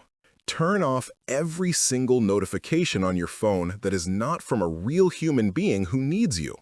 Turn off all notifications from email, social media, news, games, and shopping apps. All of them. This one act is the single greatest piece of code you can write to protect your cognitive load. You have just eliminated the 100+ pop-up ads that were crashing your mental computer all day. The friction folder program. Take all your distraction apps, social media, news, YouTube, games, streaming, and move them off your home screen. Put them all into one single folder. Now, move that folder to the last page of your phone's app screen. Result? You have just added 3 layers of friction. You can no longer mindlessly open Instagram. You must consciously 1. Swipe, 2. Swipe, 3. Swipe, 4. Find the folder. 5. Open the folder. And 6. Find the app. This breaks the automatic loop and gives your PFC a chance to say, wait, what am I doing? The grayscale program. This is an advanced trick. Go into your phone's accessibility settings and set a shortcut to turn your screen to grayscale. Why? Those bright red, blue, and yellow icons are biologically rewarding. They are like candy for your eyes, promising a dopamine reward. When you turn your screen to black and white, it becomes boring. The apps lose their subconscious chemical pull. You have removed the reward from the failure loop. Programming flow, optimizing your phone.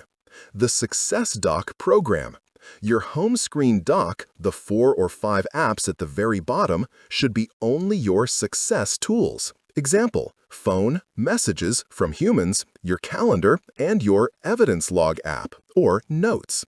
This programs your default action. When you mindlessly pick up your phone, your thumb will automatically land on a success app, not a failure app. You have just debugged your computer. You've installed virus protection.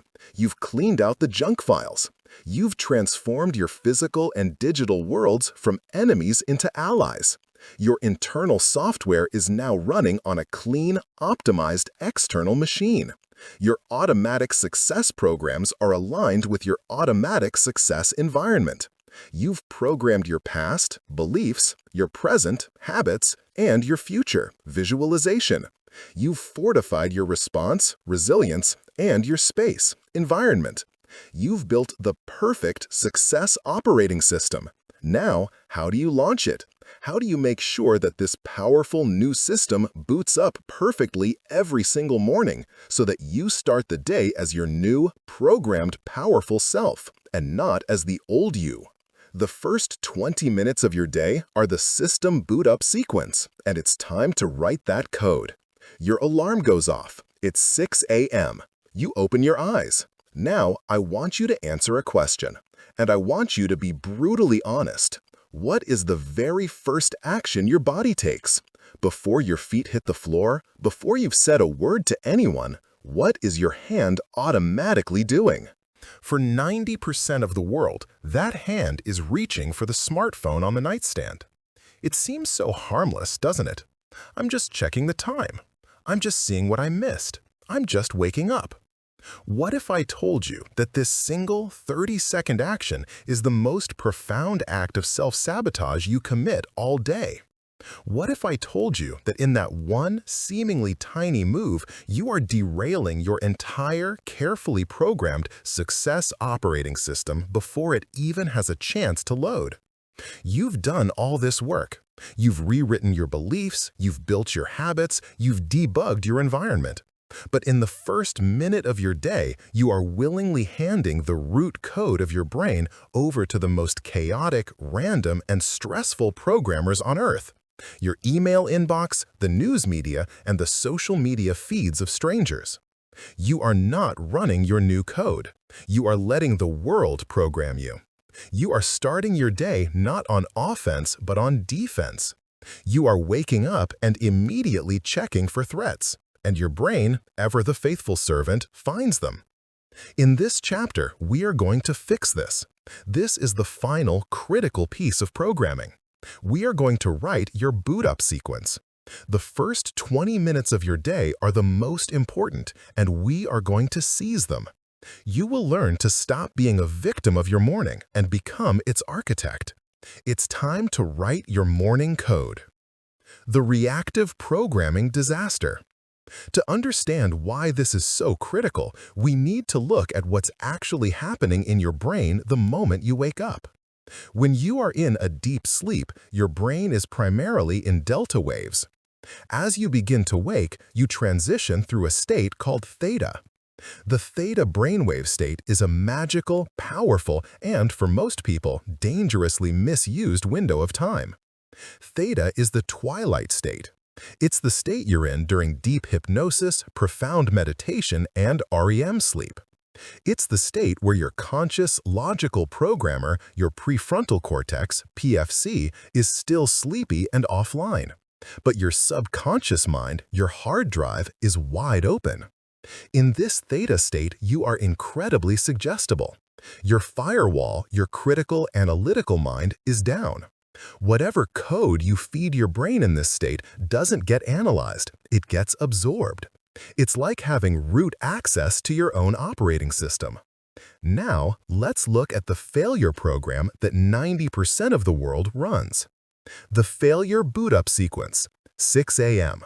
The alarm goes off. 6:01 a.m. You grab your phone. Your brain is in the open, suggestible, subconscious first theta state. 6:10 a.m. You open your email. You see a stressful, urgent message from your boss about a problem. 6:20 a.m. You switch to a news app. You see a headline about a global crisis, a market crash, or a political scandal. 6:40 a.m. You switch to social media. You see someone else's perfect vacation, their perfect body, their perfect family. This is not information. This is a catastrophic programming failure. In less than 60 seconds, you have just fed your open, suggestible subconscious mind 3 of the most toxic lines of code in existence. You are in trouble. You are behind. The work email. The world is dangerous and on fire. The news. Your life is not good enough. And what is the biological result? Your amygdala, your threat detector, explodes into action. It doesn't care that you're safe in your bed. It has just registered danger, danger, danger. Your system is flooded with the stress hormone, cortisol. Your feet haven't even touched the floor, and you are already in fight or flight mode. Now, as your conscious programmer, your PFC, slowly comes online, what kind of environment is it booting up into? It's booting up into a 5-alarm fire. Its entire agenda for the day is instantly hijacked. It doesn't get to run your new success program. It's forced to run the reactive panic program. Its entire day will be spent just trying to catch up, just trying to put out the fires your phone started. You are starting your day with your security guard, the amygdala, in the driver's seat, and your conscious programmer, the PFC, tied up in the trunk. This is why you feel anxious all morning. This is why you feel exhausted by 10 a.m. This is why you can't focus. You didn't just check your phone. You let the world set your entire mental and biological agenda for the day. The pivot, your greatest opportunity. This theta wave state is not your enemy. It is your single greatest opportunity. If your brain is that open, that suggestible, what if we intentionally fed it the right code? What if, instead of feeding it the world's chaos, we fed it your new program? What if we used those first 20 minutes to intentionally boot up your conscious programmer first, calmly and powerfully? This is the solution. I call it the success boot-up sequence. This is not a 3-hour complicated miracle morning. This is a 20-minute, non-negotiable, simple and repeatable piece of code. It has one purpose: to ensure that you are the first programmer who speaks to your brain each day. It has 4 simple sequential modules. Module 1, hydration, flush the system.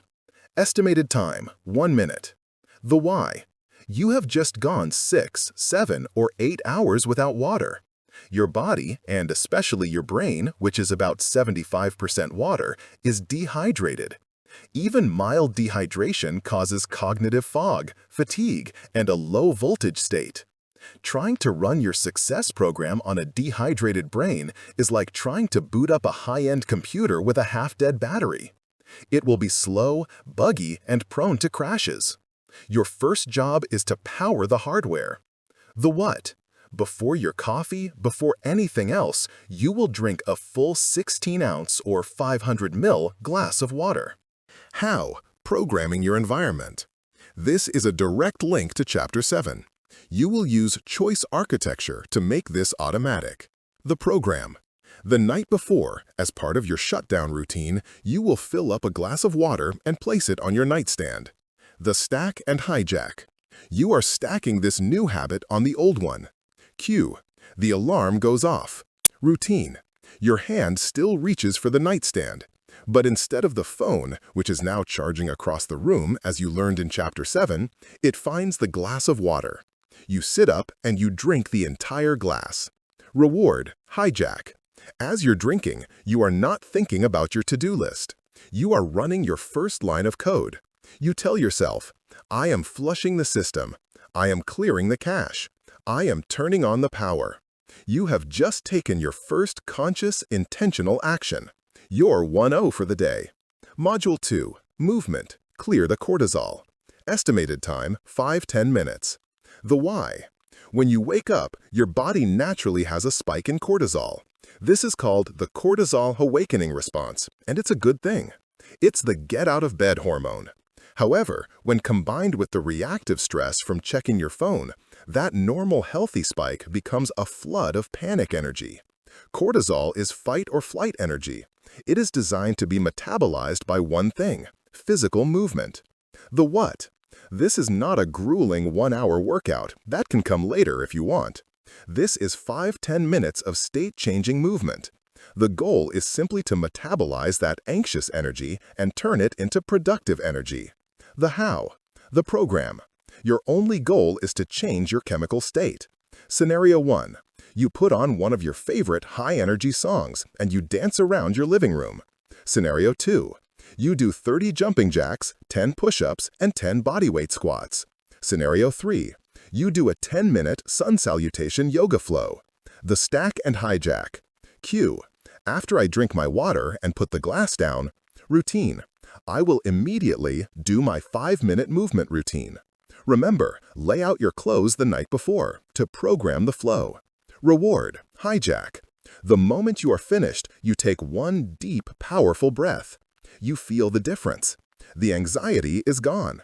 You tell yourself, energy cleared, system online. I am ready. Module 3. Mindful input. Load your program. Estimated time, 5–10 minutes. The why. This is the magic moment. Your system is powered on, hydration, and debugged, movement. Your brain is now entering the suggestible theta state and entering the calm, focused alpha state. Your PFC is online, but it is calm. It is a clean hard drive, ready for its instructions. We must be the ones to write the code before the world does. The what? You will consciously feed your brain 10 minutes of intentional, positive, chosen input. This is not reactive consumption. This is proactive programming. How? The program. You must choose one of these. Option 1. The Bridge Belief Program. You will open your evidence log from Chapter 3. You will read your bridge belief, I am a focused, productive writer. You will read your last 3 days of evidence. Then, you will spend 5 minutes visualizing yourself succeeding at your one critical win for the day. We'll get to that next. Option 2. The Future Self Program. You will run your process visualization script from Chapter 6. You will mentally rehearse that presentation, that sales call, that difficult conversation. You are installing the future self code for the day. Option 3. The PFC Program. You will simply meditate. You will sit for 10 minutes and focus only on your breath. This is not passive. This is active training. You are training your conscious programmer to observe thoughts without reacting to them. You are strengthening your firewall. The stack and hijack. Cue. After my movement is complete, routine, I will sit in my programmed chair and run my 10-minute mindful input. Reward. Hijack. When your timer goes off, you close your eyes. You tell yourself, program loaded. My agenda is set. I am the author of my day. Module 4. One critical win. Set your destination. Estimated time, 4 minutes. The why. Your system is booted. Your code is loaded. Your conscious programmer is fully online and at the helm. Now it needs its mission. If you just start your day at this point, you will still get pulled into the reactive vortex of other people's agendas, the urgent but not important emails. You must give your RAS, your reticular activation system, its search term for the day. The what? You will define your one critical win, OCW. This is not your 47-item to-do list.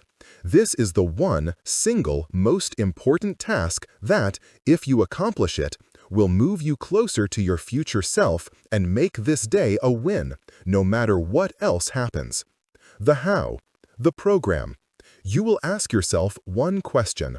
What one thing can I do today that will make the biggest impact on my goals? Scenario. It's not answer email. It is write the 1,000 words on my book. It is draft the proposal for the new client. It is make the 5 prospecting calls. You will take a physical pen and write this one critical win on a single sticky note. You will stick it to your computer monitor. The stack and hijack. Cue. After my mindful input is complete, routine. I will open my journal, identify my OCW, and write it on my sticky note. Reward. Hijack. You have just programmed your RAS. Your brain's search engine is now automatically scanning your environment all day long for opportunities to achieve that one thing. You've given your programmer its mission. The program is running. That's it. 20 minutes. Let's compare the 2 days, the 2 boot-up sequences. Day 1, failure boot-up. Alarm, phone, cortisol flood, amygdala hijack. Result, a reactive, stressed, anxious day where you feel behind from the first minute. Your PFC is offline. Day 2, success boot-up. Alarm, hydrate, power on, move, clear cache, mindful input, load program, one win, set mission. Result, a proactive, calm, focused day where you set the agenda. Your PFC is online and in command. You have won the first and most important battle of the day. You have started the day by running your new code. You have confirmed your new identity. You've done all the work. You have the full operating system. You've rewritten your beliefs, automated your habits, built your firewall, programmed your future, debugged your environment, and now you have your boot-up sequence. The system is live. So, what now? You've been running your new programs for a few weeks. It feels good. But you haven't won the lottery. You haven't become CEO. You're in process. What happens when the newness wears off? What happens when you're 60 days in and you still don't see the massive external results you were hoping for? This is the dip. This is the moment your old malware will launch its final, most subtle attack. See, it's not working. You're doing all this for nothing. How do you stay the course? How do you trust the compounding effect of your new code, even when the results are still invisible? It's time to talk about the true nature of success. It's time to shift your focus from the outcome to the identity. You've been at this for weeks now, maybe even a month or 2. You're running your success boot-up sequence every morning. You're catching your malware beliefs and running your evidence bridge script. You've installed 2 or 3 new habit engine apps, and you're executing them.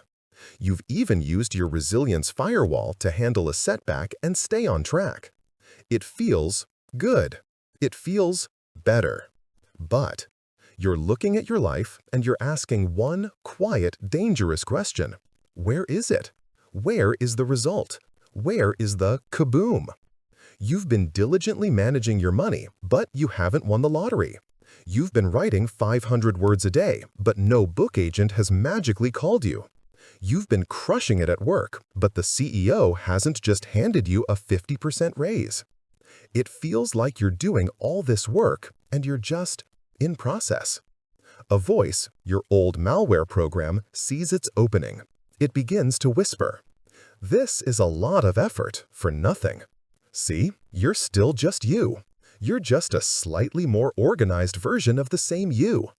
All this programming, and you're still in the same apartment with the same bank account and the same job. It's not working. This is the great plateau. This is the most subtle, most dangerous, and most critical stage of your entire transformation. This is the dip, the grind, the lag time between cause and effect. And it is the exact moment that 99% of people quit, right before the entire system locks in and the results begin to explode. In this chapter, we are going to diffuse this final, insidious malware attack. We are going to reprogram your very definition of success. You will learn to stop looking for the linear result and learn to trust the exponential power of your new compounding code. The vending machine fallacy, the linear expectation trap. Why is this great plateau so psychologically brutal? It's because your brain, by default, is a linear machine. It is not built to understand exponential growth. It's been programmed by millions of years of simple, one-to-one cause and effect. I pull the fruit, effort, I eat the fruit, result. I throw the rock, effort, I hit the target, result. Your brain is programmed to expect the vending machine model of reality. I put in $1 of effort and I immediately get $1 of result. This is the linear expectation trap. You apply this vending machine logic to your new programming. I've put in 30 days of writing effort.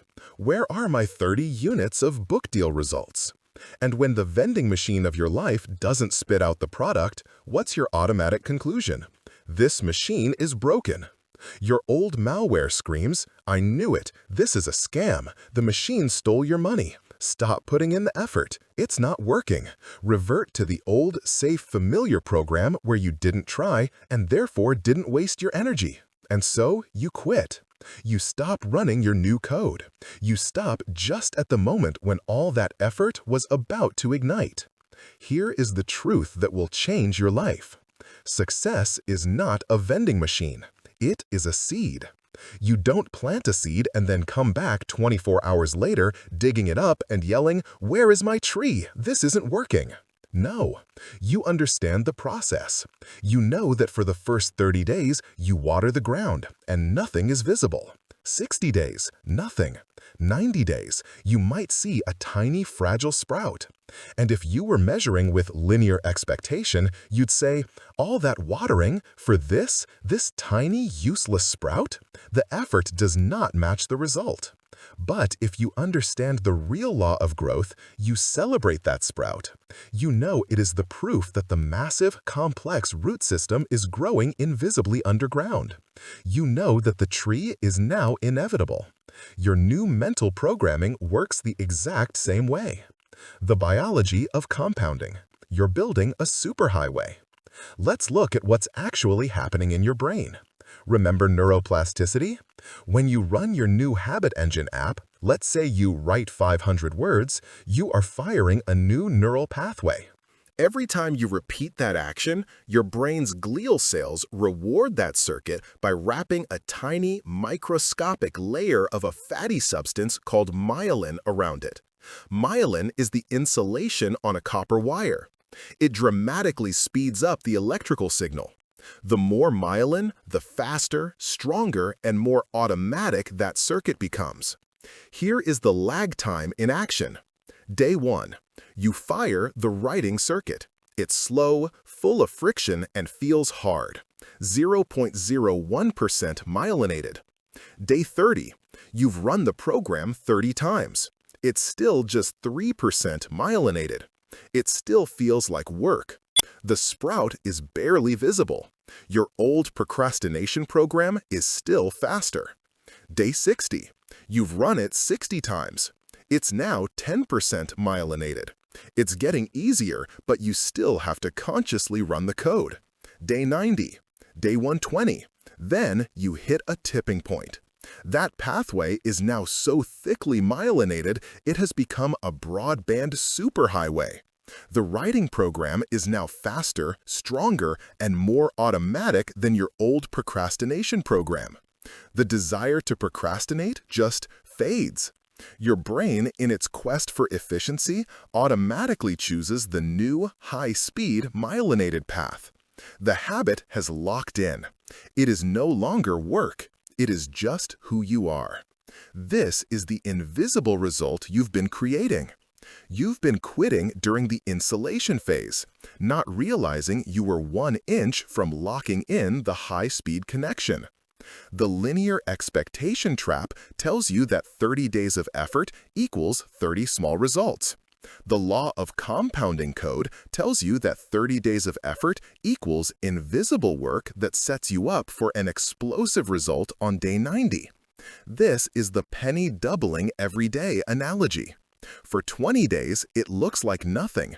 A penny doubles to 2, 2 to 4. By day 20, you only have $5,242. You've been doubling for 20 days, and you're not a millionaire. It's not working. But then, day 21, $10K. Day 25, $167K. Day 30, $5.3 million. The real growth all happens at the end, after the compounding foundation is laid. Your brain is that penny. You've been quitting on day 19, blind to the $5 million that was right around the corner. The solution: shift your focus from outcome to identity. So, how do we survive this great plateau? How do we stay in the game long enough for the compounding effect to take over? We have to stop programming for outcomes, and we have to start programming for identity. This is the final, most powerful pivot you will ever make. An outcome is the result. It's get a book deal, make $1 million, get the promotion. Outcomes are external. They are lagging indicators, and, critically, they are not 100% in your control. An identity is the process. It's, I am a writer. I am a disciplined money manager. I am a focused leader. Your identity is internal.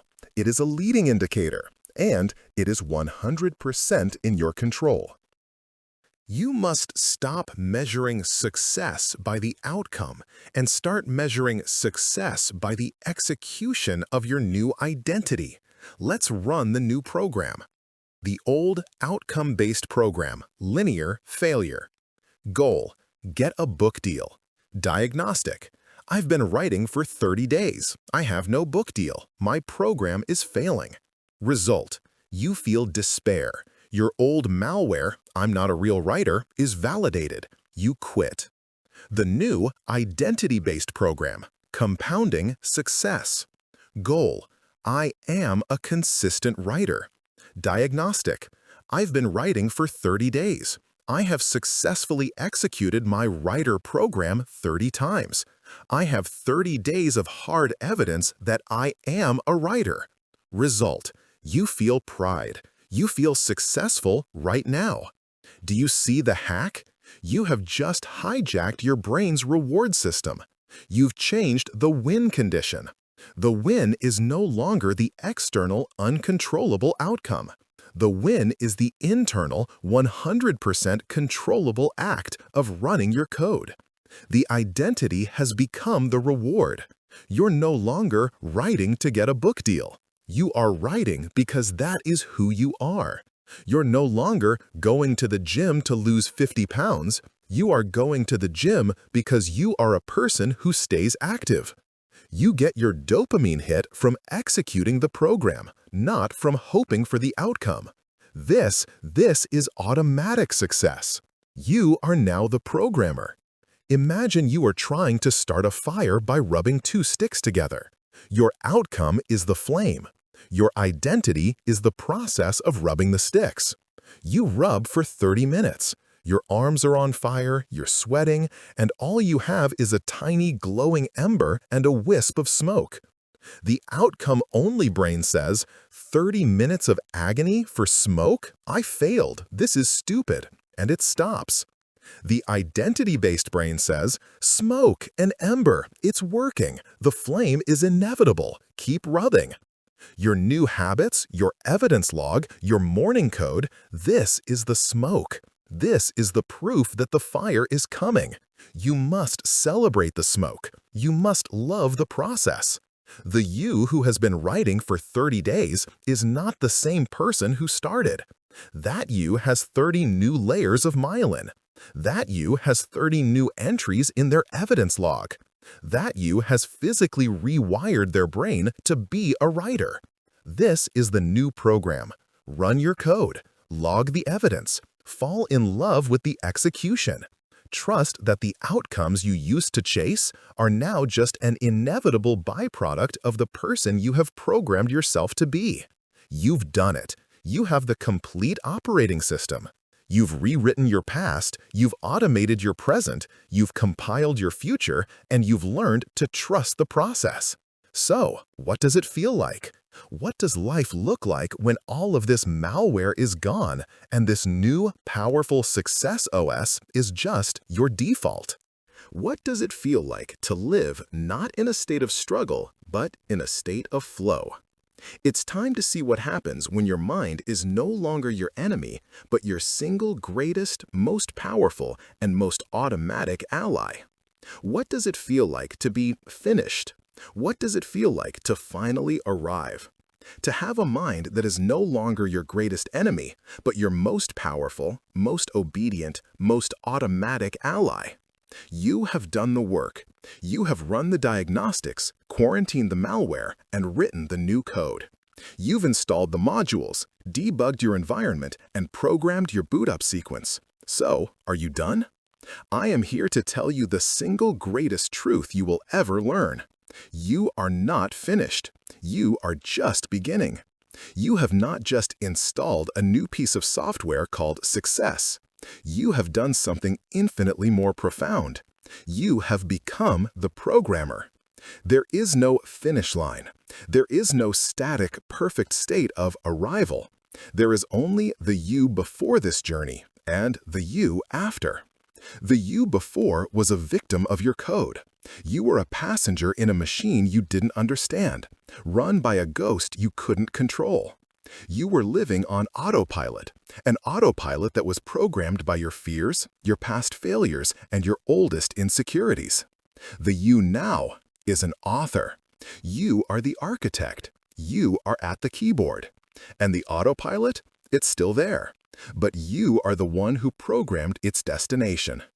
The synthesis, from victim to author. Let's look at the journey. Let's look at the person you were when you started this book. That you was living in a state of chronic internal warfare. Your conscious mind, your conscious programmer, wanted one thing: growth, success, connection, fulfillment. But your subconscious operating system wanted something else entirely: survival. Your brain was running on its default settings. It was wired for failure, because failure was just a byproduct of safety. You were run by a negativity bias. Chapter 1, an ancient threat detector that scanned your world for what was wrong, dangerous, or missing. Your amygdala was the chief of security, and it was pulling the fight or flight alarm at the mere thought of a financial risk or a new social challenge. And so you felt stuck. You were stuck. You were trapped in a biological loop where risk equals danger equals retreat. On top of that ancient hardware, you were running corrupted software. You were running the malware of your limiting beliefs. Chapter 2. You didn't just think, "I'm not good enough." You believed it. And that belief programmed your reticular activating system, RAS, to filter your entire reality. It became a heat-seeking missile for proof of your own unworthiness, literally blinding you to the opportunities that were right in front of you. You were a prisoner in a perceptual prison that your own mind had built. And then you sat down at the keyboard. For the first time in your life, you stopped being the user and you became the programmer. You learned the language of your own mind, neuroplasticity. You learned that your brain was not a fixed map, but a dynamic landscape that you could physically change. You ran your first debug tool, the ACR protocol. And for the first time, you inserted a conscious pause between threat and retreat. You put your hand on the emergency stop. You ran your first diagnostic, finding the bugs and separating them from your identity. Then you began to write. You didn't fight the old 8-lane superhighway of your malware beliefs. You built a new one. You used the evidence bridge technique, Chapter 3. Laying down one tiny, undeniable fact at a time. You patiently paved a new pathway of I am becoming until it became the new truth. You stopped relying on the finite battery of willpower and you installed the infinite power of the habit engine. Chapter 4. You learned the stack and hijack method using your brain's own reward system, the basal ganglia, to automate your success. You stopped trying to be a writer. You installed the Writer app, and it just ran. You built your resilience firewall. Chapter 5. You learned that failure was not a system crash, it was data. You programmed the metabolize and recompile protocol to automatically neutralize the failure stress cascade. You stopped your amygdala from hijacking your conscious programmer, your PFC, and you learned to use the data from a setback to upgrade your code. You stopped wishing for your future, and you started programming it. You learned that your brain is a virtual reality simulator and used process visualization, Chapter 6, to build the neural highways to your goals before you even arrived. You made the unfamiliar familiar, teaching your brain that your future self was, in fact, safe. You became the choice architect of your world, Chapter 7. You programmed your environment for friction and flow, making your failure loops hard and your success loops effortless. You learned to seize your most suggestible, powerful moment, the theta state of your first 20 minutes. You wrote your success boot-up sequence, Chapter 8, guaranteeing that you, not the world, would be the first and only programmer of your day. And finally, you learned to trust the process. You broke free from the linear expectation trap and embraced the compounding effect, Chapter 9. You shifted your entire programming from outcomes to identity. You found your win not in the destination, but in the daily execution of the person you were becoming. The new automatic, life as your ally. So, what does it feel like now? What is this new autopilot? It is not a life without problems. It is not a life without fear or challenge or setbacks. The world will still be the world. The difference is you. Your internal world is no longer a war zone. It is an allied command center. When a setback does hit, that rejection email, that failed launch, you still feel that first gut punch. The threat is still registered. But before the failure stress cascade can take over, your resilience firewall automatically boots up. Your new automatic response is not, I'm a fraud. Your new automatic response is, stop, metabolize, what is the data? Your programmer stays online. The malware never gets a chance to run. You don't crash for 3 days. You recompile in 60 seconds.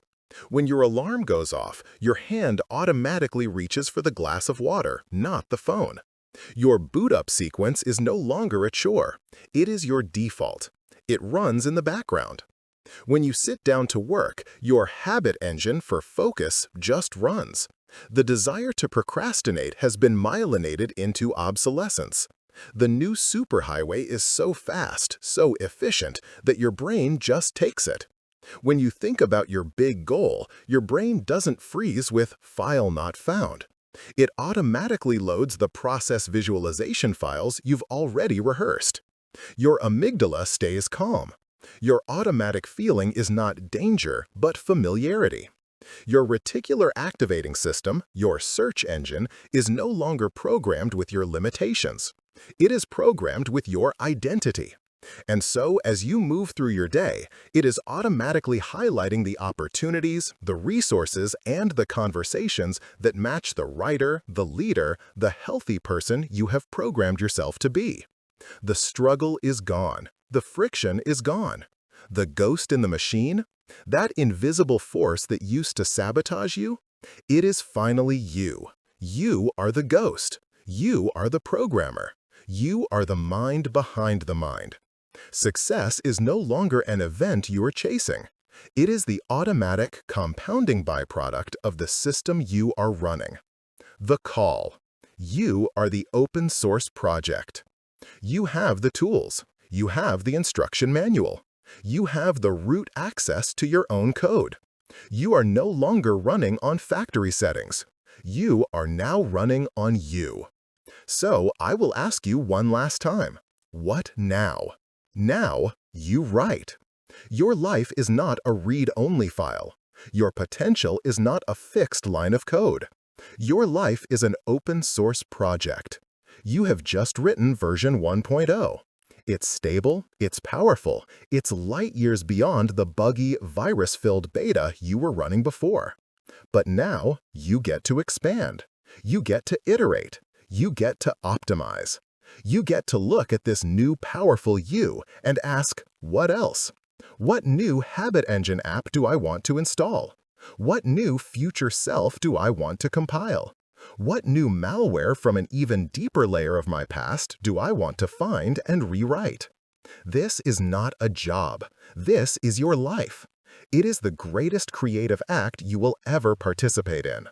The process of programming your mind is the joy. The process of watching your code execute in the real world is the reward. Your mind is not your enemy. It is not your master. It is the single most powerful, complex, and beautiful tool in the known universe, and it is yours. It is your ally. You are the programmer. You are the author. You are in control. Now, go, write, execute.